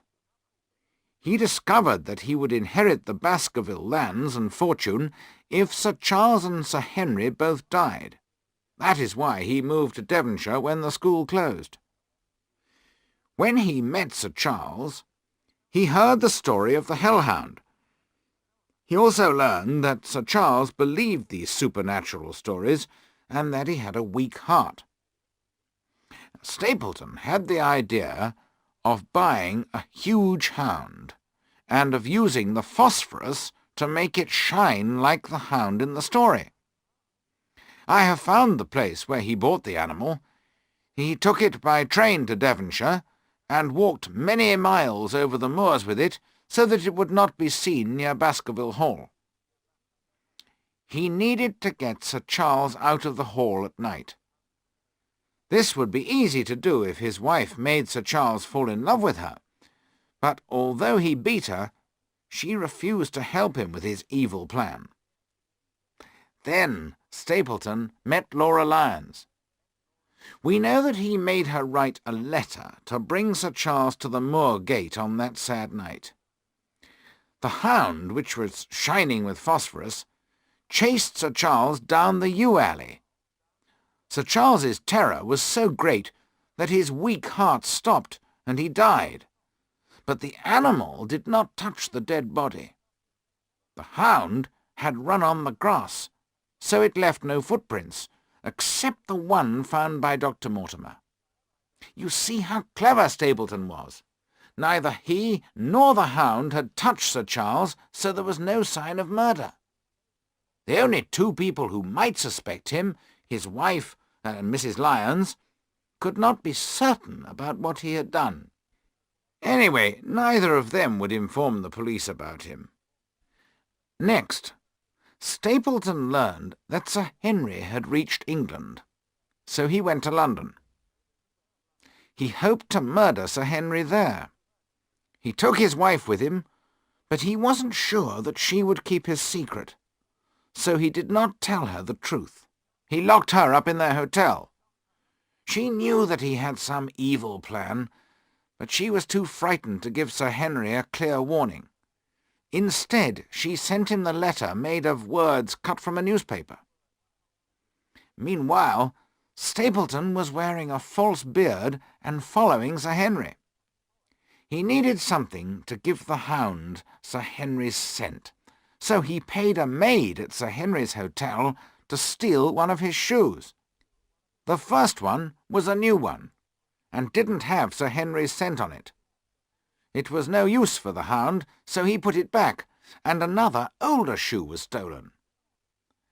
When the shoes were changed, I knew that the hound must be a natural and not a supernatural creature. Next, there was the letter made of words cut from a newspaper. When I looked at it, I held it close to my eyes. I noticed a smell of perfume, so I guessed that a woman had sent the letter. By the time I went to Devonshire, I knew that there was a real hound, and I knew we were looking for a man and a woman. I guessed that the Stapletons were the pair.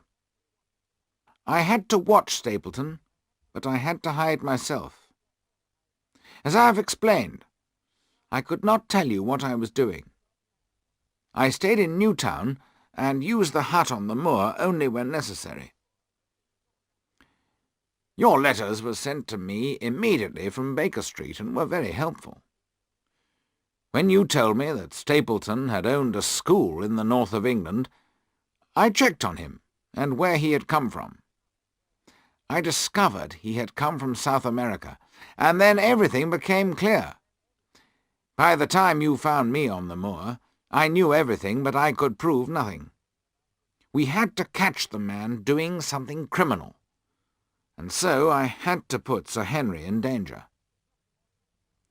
Dr. Mortimer tells me that Sir Henry will be completely better after some rest.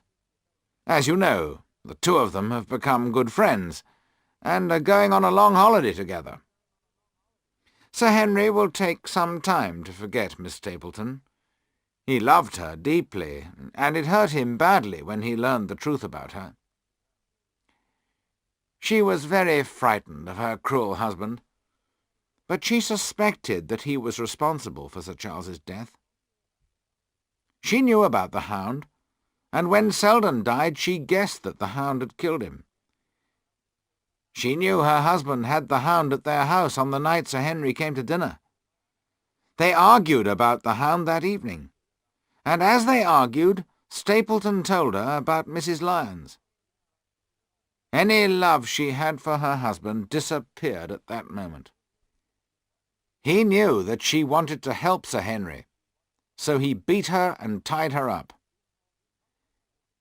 He probably hoped that when he inherited the Baskerville lands, she would love him again. He certainly thought that she would keep silent if she became Lady Baskerville. But I think he was wrong.